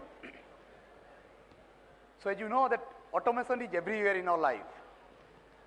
So you will see all of this product what I am showing you, from the smart health, humanoid robot, smart car, smartphone, digital security, smart home, everywhere you will see the automation. So in addition to the automation, you will get the flavor of intelligence. So not only, I mean, we are satisfied with the automation, but also in the same time, we need the intelligence in all of the devices around us. So if we'll see, if I'll ask you, or if I'll ask the question that which is more important, engineering or medicine? Of course, both of them are very, very important, but we will see some common things between some of the devastating problems in the healthcare, same time, some of the cutting edge research area in the world today. So if you look at the healthcare, the most devastating problems are the neurodevelopmental problems. So any disorder or any problems connected to the neurons are very devastating in nature. There is no medicine for those kind of problems. Just like I'm showing you here, Alzheimer's, autism, epilepsy, these are all very big, big problems. Same time, if I'll ask you which are the most sophisticated engineering domains right now, of course the name will come, artificial intelligence, robotics, cognitive computing, AR, VR, all of the things are very, very cutting edge nowadays. But if I'll ask you what is the common between these two things, of course you will find the common is intelligence. Intelligence or neuron. In the health, neuron. In the engineering, this is intelligence. And there is a very common connection between them, it's called the neuron. So here, you can see now these are all the very, very big, big things, just like autonomous vehicle. You know that in the world, there are many companies there bringing this vehicle, but the big question is it truly intelligent? But the answer will come, most probably no. Maybe they are intelligent to some extent, but not to the kind of intelligence what we have. So when we are talking about the intelligence, because you all know artificial intelligence, this is artificial, not natural. So always we'll get the natural intelligence from the nature. And in the nature, we humans are the most intelligent entity. That means the human brain are the most intelligent one. So that's why we need to understand how the brain works, and then if we'll develop the technology based on that, most probably one day we'll truly see the real AI system, right? So these are the examples. Here I'm just giving one example. So let's say here, the robot is holding the, let's say I'm holding this pointer. So the question is, when I'm holding this pointer, at the same time, I can visualize, I can feel what I'm holding. This is called the cross-modal mapping. Until now, we don't understand how this is working or what is the genesis behind it. That's why in my title, you must have seen, I call it science of intelligence. We need to understand what is the science behind it, right? So just like here, I'm giving the example that if I'll ask you, 2-year-old girl, Cherry, and Sophia is the most sophisticated robot in the world. If I'll ask you who is more intelligent, of course the answer will come, Cherry, who is the 2-year-old baby, she is much more intelligent than the Sophia. So the question is, do we understand how we, what is the pathway of this intelligence, or do we understand how they execute all these tasks? Okay, so here I'm just highlighting some of the very fascinating words called the rewriting, reformatting. So in the AI, we talk the adaptability. So can I make a system which will be adaptable to the circumstances, to the different kind of environment? Because you know, if I'll talk about the human being, let's say you learned one thing to do, but if I'll give you a certain new problem, maybe your brain will try to find it out that how you can execute. This is called the adaptability. You can be adaptable to the new situation or new kind of problem. But do we understand how in the human brain this occurs? And if we can understand this mechanism, most probably we can create the mathematical model which will help in us in the AI. So that's why I've written the rewriting, reformatting, that how you can do this. So in the biology, to understand this rewriting, reformatting, we are calling this brain plasticity, that how better we can understand the brain plasticity which will give the answer for all many real world problems. So as I told you, that when we are talking about intelligence, then of course the first unit we need to study called the neuron. And you know, in the AI, we use one word nowadays called the deep neural network. This is nothing but the inspiration from the brain, that how the brain works, and we engineers created some kind of mathematical model which is actually mimicking the neural model, but not the true neural model. So here I'm just showing you, in the brain, if you look at the number of neurons, of course, brain, the number of neurons are more than 200 billions. In the same time, if you look at our galaxy, the stars are also in the similar kind of number. So that's why brain and galaxy, they are very, very comparable to each other. So when we try to understand the universe, at the same time, we need to also try to understand our own universe, which is called the brain. So here, I'll just pose a very interesting problem. Just like when I was a student, that time also I was thinking that how we understand this world. Let's say what I see today, let's say this is a light. If I'll ask you, what is this? You will say this is a light. But if I'll ask you how your brain learns that this is a light, or how your brain knew that this is a light. So, to understand this kind of problem, 20 years back, we started a problem, very interesting problem, and I think that you'll like this problem, called the blindness. So this is a very big problem for the country like India. 1 in every 100 Indians are blind. And you will be surprised to know that whatever the blind population you see in the whole world, 50% of all the blind population lives in India. And this is a very big problem. So we thought that, so as I told you, that my interest was to understand how we learn to see. So the question is how we can do this, because it has huge application in the domain of artificial intelligence. In the same time, it has lots of application in the domain of visual neuroscience, right? So we thought that how we can do this study, that how we understand that how the brain learns to see. So if you want to do this kind of study, you have to study a newborn baby, but nobody will allow you to do research on a newborn baby. That's why we came up with the idea that is it possible somebody born blind and being blind for several years, and now he is an adult, 20 years old, and by miracle, if we can restore sight to this person, most probably it will give us a unique opportunity to address many questions of the science which we don't know. Then 20 years back, we started this journey. So actually you can see here, so whatever the blind population see in India, out of all this blind population, 40% can be treatable or reversible. But due to the lack of scientific advancement or maybe the knowledge, we are not able to do this. So we work against one Nobel Prize winning hypothesis called the critical period. You can see here, 2 Nobel laureate, David Hubel and Torsten Wiesel, they got Nobel Prize for a hypothesis, and it's called critical period hypothesis. So critical period is a very, very important hypothesis in everybody's life.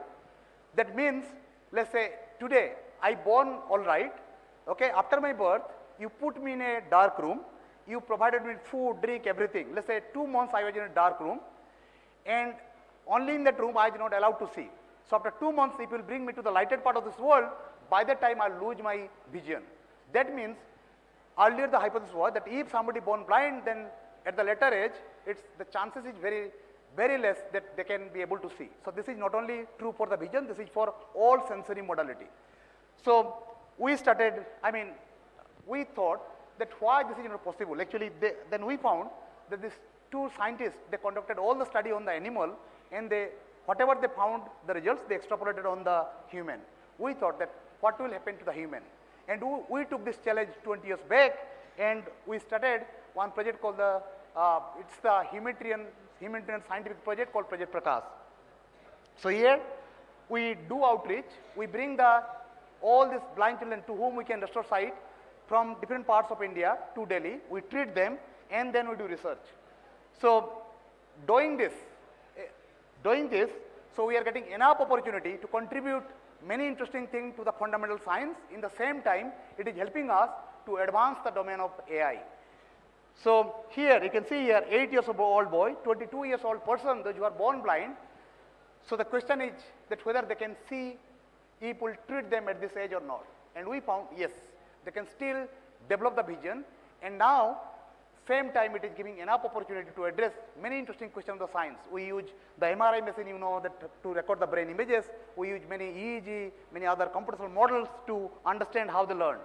So you can see here, we have restored sight to nearly 700 blinds in India, those who are born blind. Now they are able to see just like you and me. And the same time, that's giving enough opportunity to understand many interesting aspects of the brain, that how the brain learns this visual world.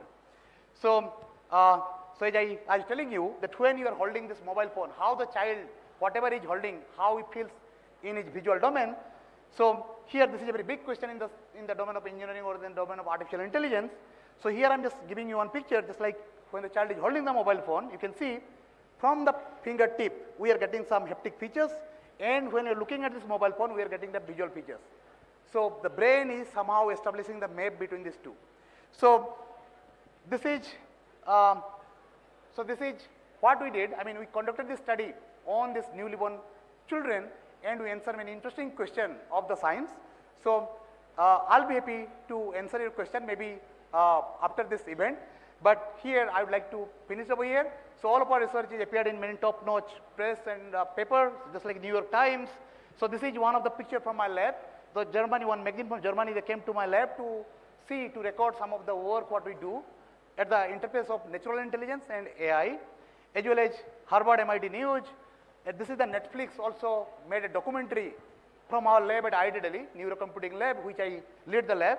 And so finally, I would like to say that those who have the privilege to know have the duty to act, said by Albert Einstein.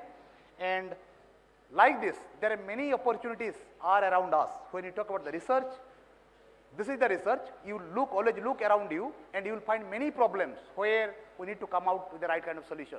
That's why I always believe on this quote that illuminating lives, illuminating science. And if we will take this kind of approach, you will not only serve your society, but also you can have a very big impact on the complete mankind. Thank you very much for your attention. And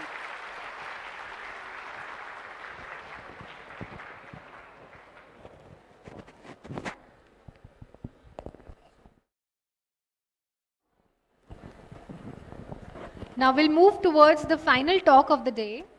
I would like to invite Professor Mohammad Ali Haider, Vice Provost of IIT Delhi Abu Dhabi. Professor Haider's research interests lie in developing catalytic and electrocatalytic materials for various applications, including energy storage devices, fuel cells, biorenewable energy, climate change, and sustainability. Please join me in welcoming Professor Haider with a big round of applause.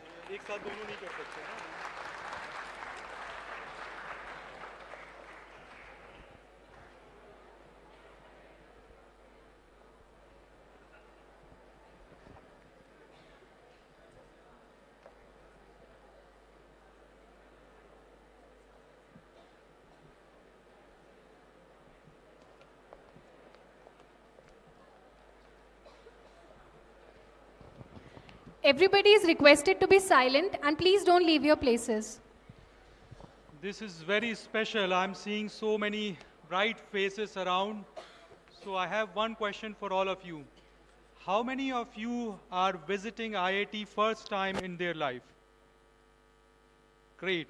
That's wonderful. So I have a story to share. 25 years ago, this is a deja vu situation for me.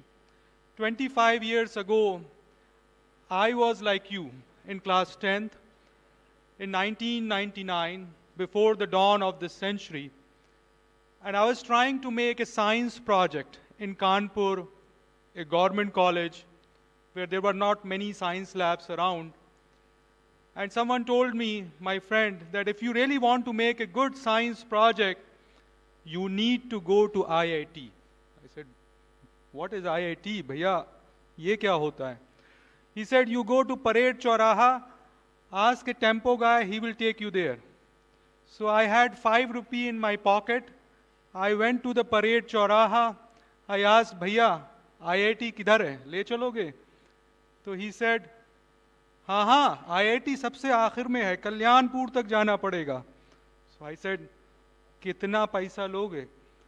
He said, 2.5 rupees. I saw in my pocket, my father gave me 5 rupees. I said, that is sufficient.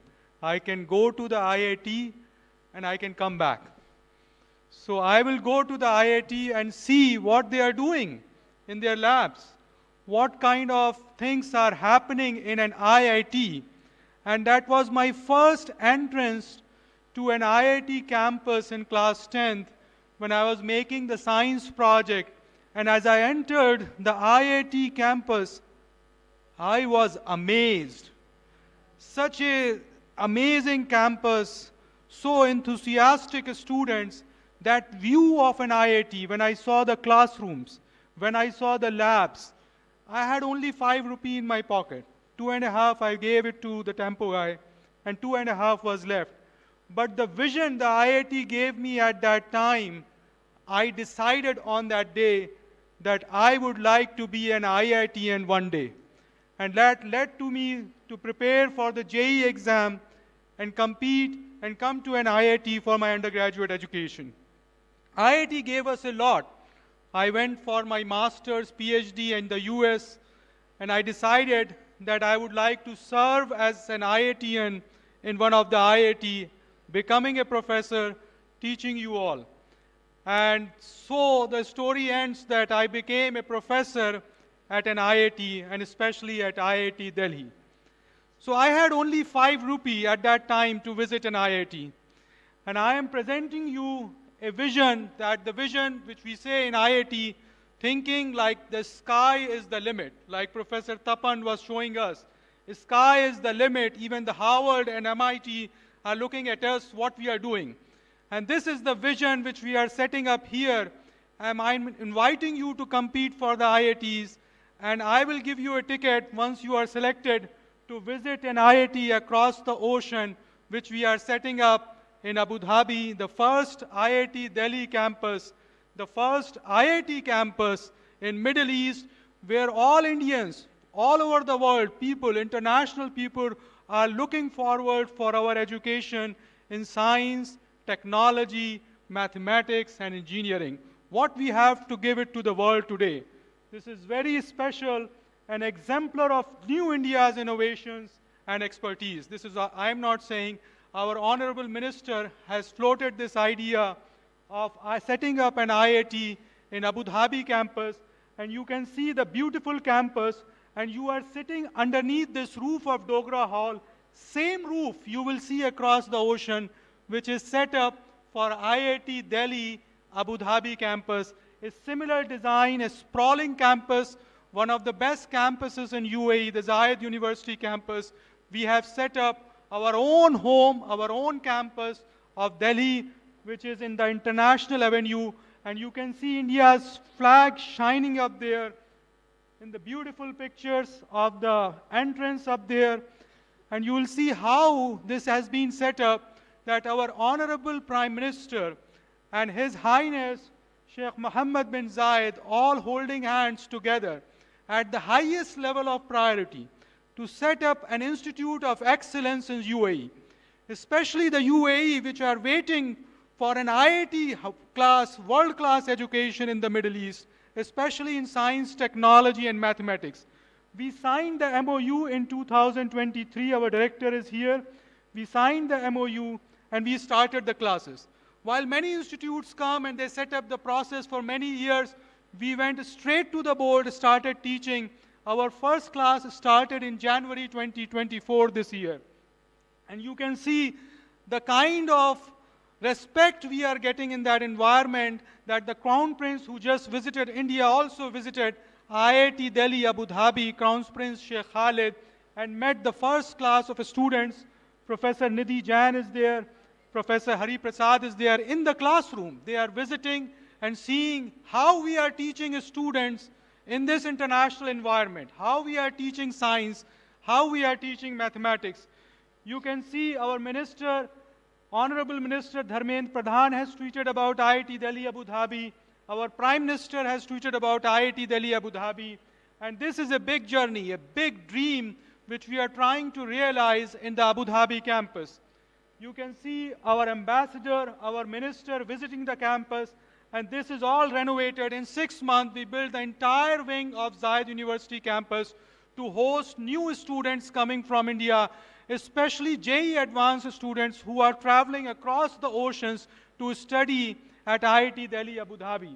And you can see our first day of class, where we have set up the Indian traditions of making rangoli by hands, and students from all over the cultures, from different nations, are joining hands to set up this rangoli, this festival of colors, where we can start our first campus, first day of classes in an international environment.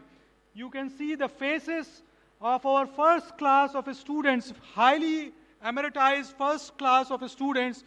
The first MTech class is sponsored by ADNOC, one of the biggest oil company. So all of them are sponsored candidates, including our Indian students, getting very good scholarships.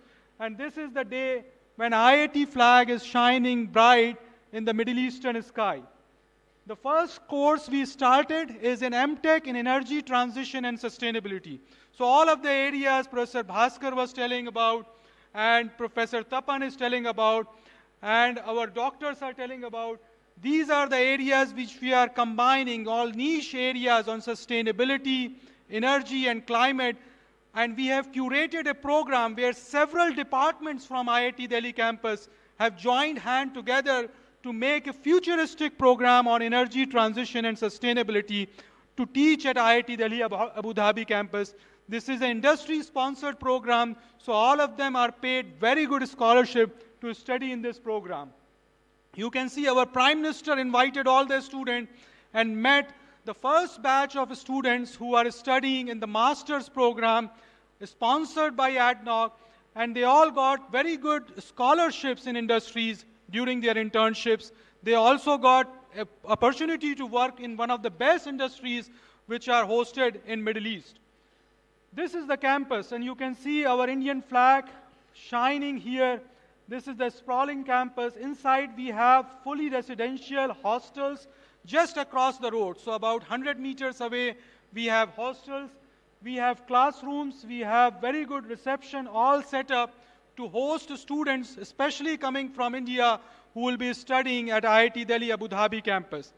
You are all in class 10th and 12th, so I must tell you that not only master's program, we have started with undergraduate program, which is the most sought after program in IIT system is computer science and engineering. So we have started a BTech in computer science and engineering, the same program which is offered here by the same faculty which are teaching here. They will be teaching also in Abu Dhabi campus, stationed there, teaching the same program in an international environment, in a much more diverse environment, in much more engaging manner, in a small classroom. We are offering this program covering many areas like AI, data analytics, machine learning, and quantum computing.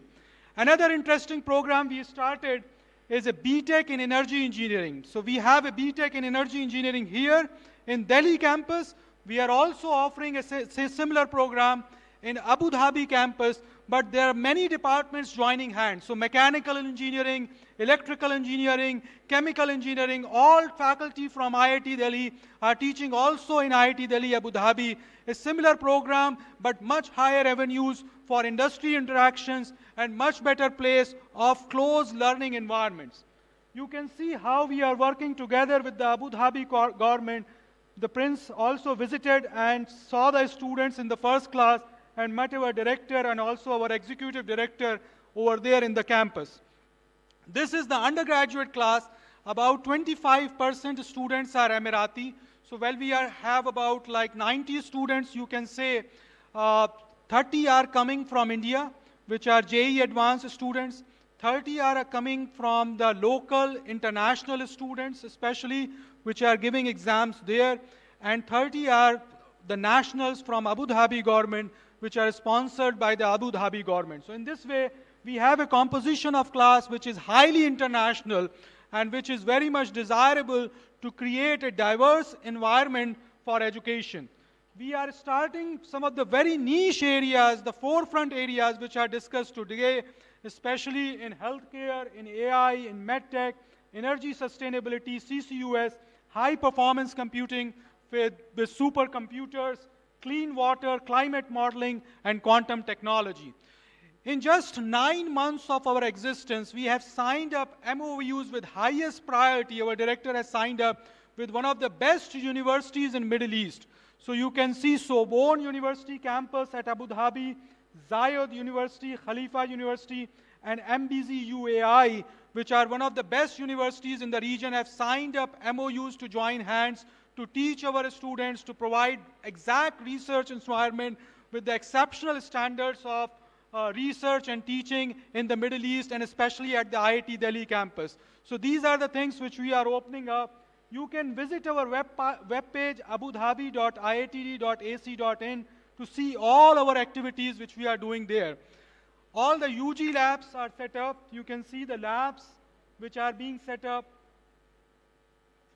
there. So all the basic labs for physics, chemistry, energy research, for computing, high performance computing are being set up in just 9 months of our existence. So this is setting up at a rapid pace, and soon we'll be having our own full-fledged campus like New York University has one in Abu Dhabi, and also Sorbonne University also has in Abu Dhabi. So we are going to set up our own campus in Abu Dhabi. All the faculty at this moment in Abu Dhabi campus stationed there are all from IIT Delhi. So the same faculty who are teaching here are teaching there. But I must tell you the experience, my personal experience is that we have set up a Gurukul-like education system in IIT Delhi Abu Dhabi with small classes, few students, and the faculty know each of them by name. So I know the name of all my students. I interact even beyond the classes, after the classes, especially doing their assignments, when they are doing their assignments on programming, when they are doing their labs, we are interacting 24/7. So this is a real special moment to recreate the education system where teacher and students are aligned all the time. This we also do here, but sometimes the class sizes are really big. But at IIT Delhi Abu Dhabi, we are recreating that environment where the students are stationed, residentials, and we are trying to teach them in the small classroom in a very engaging manner, impacting education, impacting young minds to see what they want to create. And this is very special. Some of the things I would like to mention on admissions. Admissions are through JEE Advanced. So if you are selected in JEE Advanced, you can apply for IIT Delhi Abu Dhabi, same manner as you apply for any other IIT system. Also, if you are in Middle East and you have 5-year or plus stay in Middle East, you can apply directly through a separate test, which is combined admission entrance test, which is conducted twice in a year. I must also announce the generous scholarships offered at IIT Delhi Abu Dhabi. So if you are selected in IIT Delhi Abu Dhabi, you will pay the same fee what you are paying in IIT Delhi, not a penny higher. So it will be the same fee, plus what you will get is about free stay in the hostels, all air-conditioned hostel with beautiful rooms. You will get the free stay in the hostels, plus 2,000 dirhams, about 50,000 in scholarships in hand per month. So that you start from the first year of undergraduate is offered generously by the Abu Dhabi government to all IIT Delhi, especially Indian students arriving from India to UAE. This is exceptional, and we are offering 100% fee waivers to all the international students up to 100%, and also all the UAE nationals. So it's a highly sponsored program in Abu Dhabi. It's not that we are going there only. The students from Abu Dhabi are also visiting here. We are hosting them regularly. You will see boot camps. They are interacting with the Indian students. They are excited to study at IIT Delhi. So some of the students from Abu Dhabi visited, and you can see this picture from our own IIT Delhi campus, and they are studying in the classroom and trying to learn what is so special about IIT education, how they are doing maths. So how they are doing things in this campus. With this, I would like to thank you for joining and learn more about IIT Delhi Abu Dhabi campus.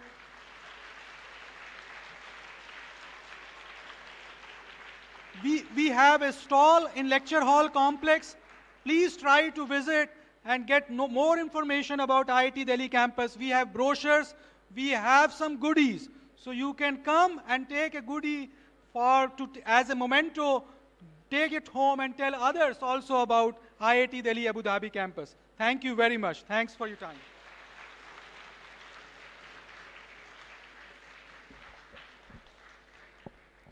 Thank you, sir.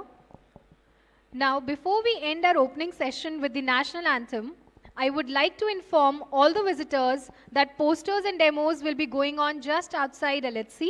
If you need to see the 3-minute talks, please visit LHC room number 111 and 114. The detailed schedule is provided in the info brochure. However, if you have any doubts, our volunteers are happy to help.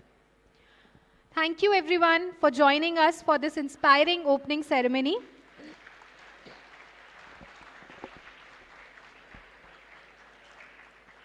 To conclude, I invite everyone to please stand as we honor our nation with the national anthem.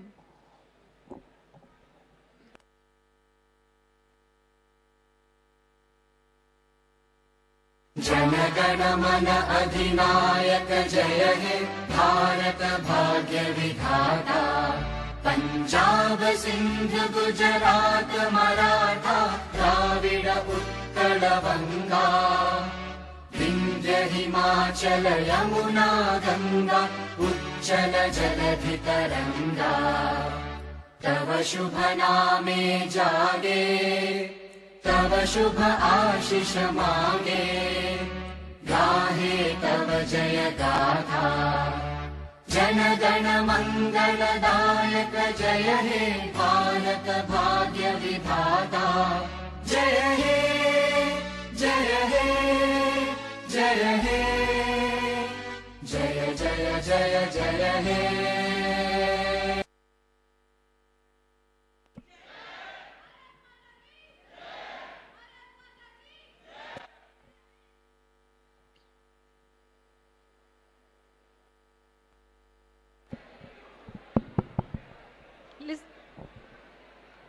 Hello. Hello. So please go towards the department. So actually the LSC side is a little crowded and try to go to the department, different departments. So wherever you will go, you will see different kind of things. Please be silent. Please be silent. There's one more announcement. So volunteers, please take all the students to different departments as per the path given to you. Because the LSC side is crowded, of course you will go to the LSC side, but now you can go to the different departments.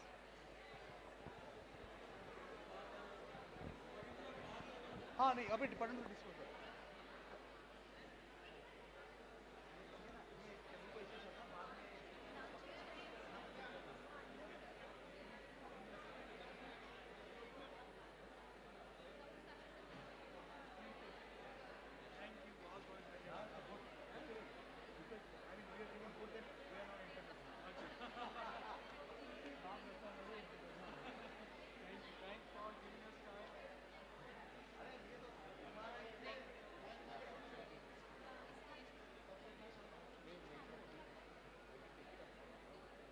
can't leave it here now. हाँ ये भी कर सकते हो. You can take it out and then at 3 or 3:15 we'll set it up again. इसने recording बंद किया है ना? हाँ. Recording तो वो cut कर देंगे वो live.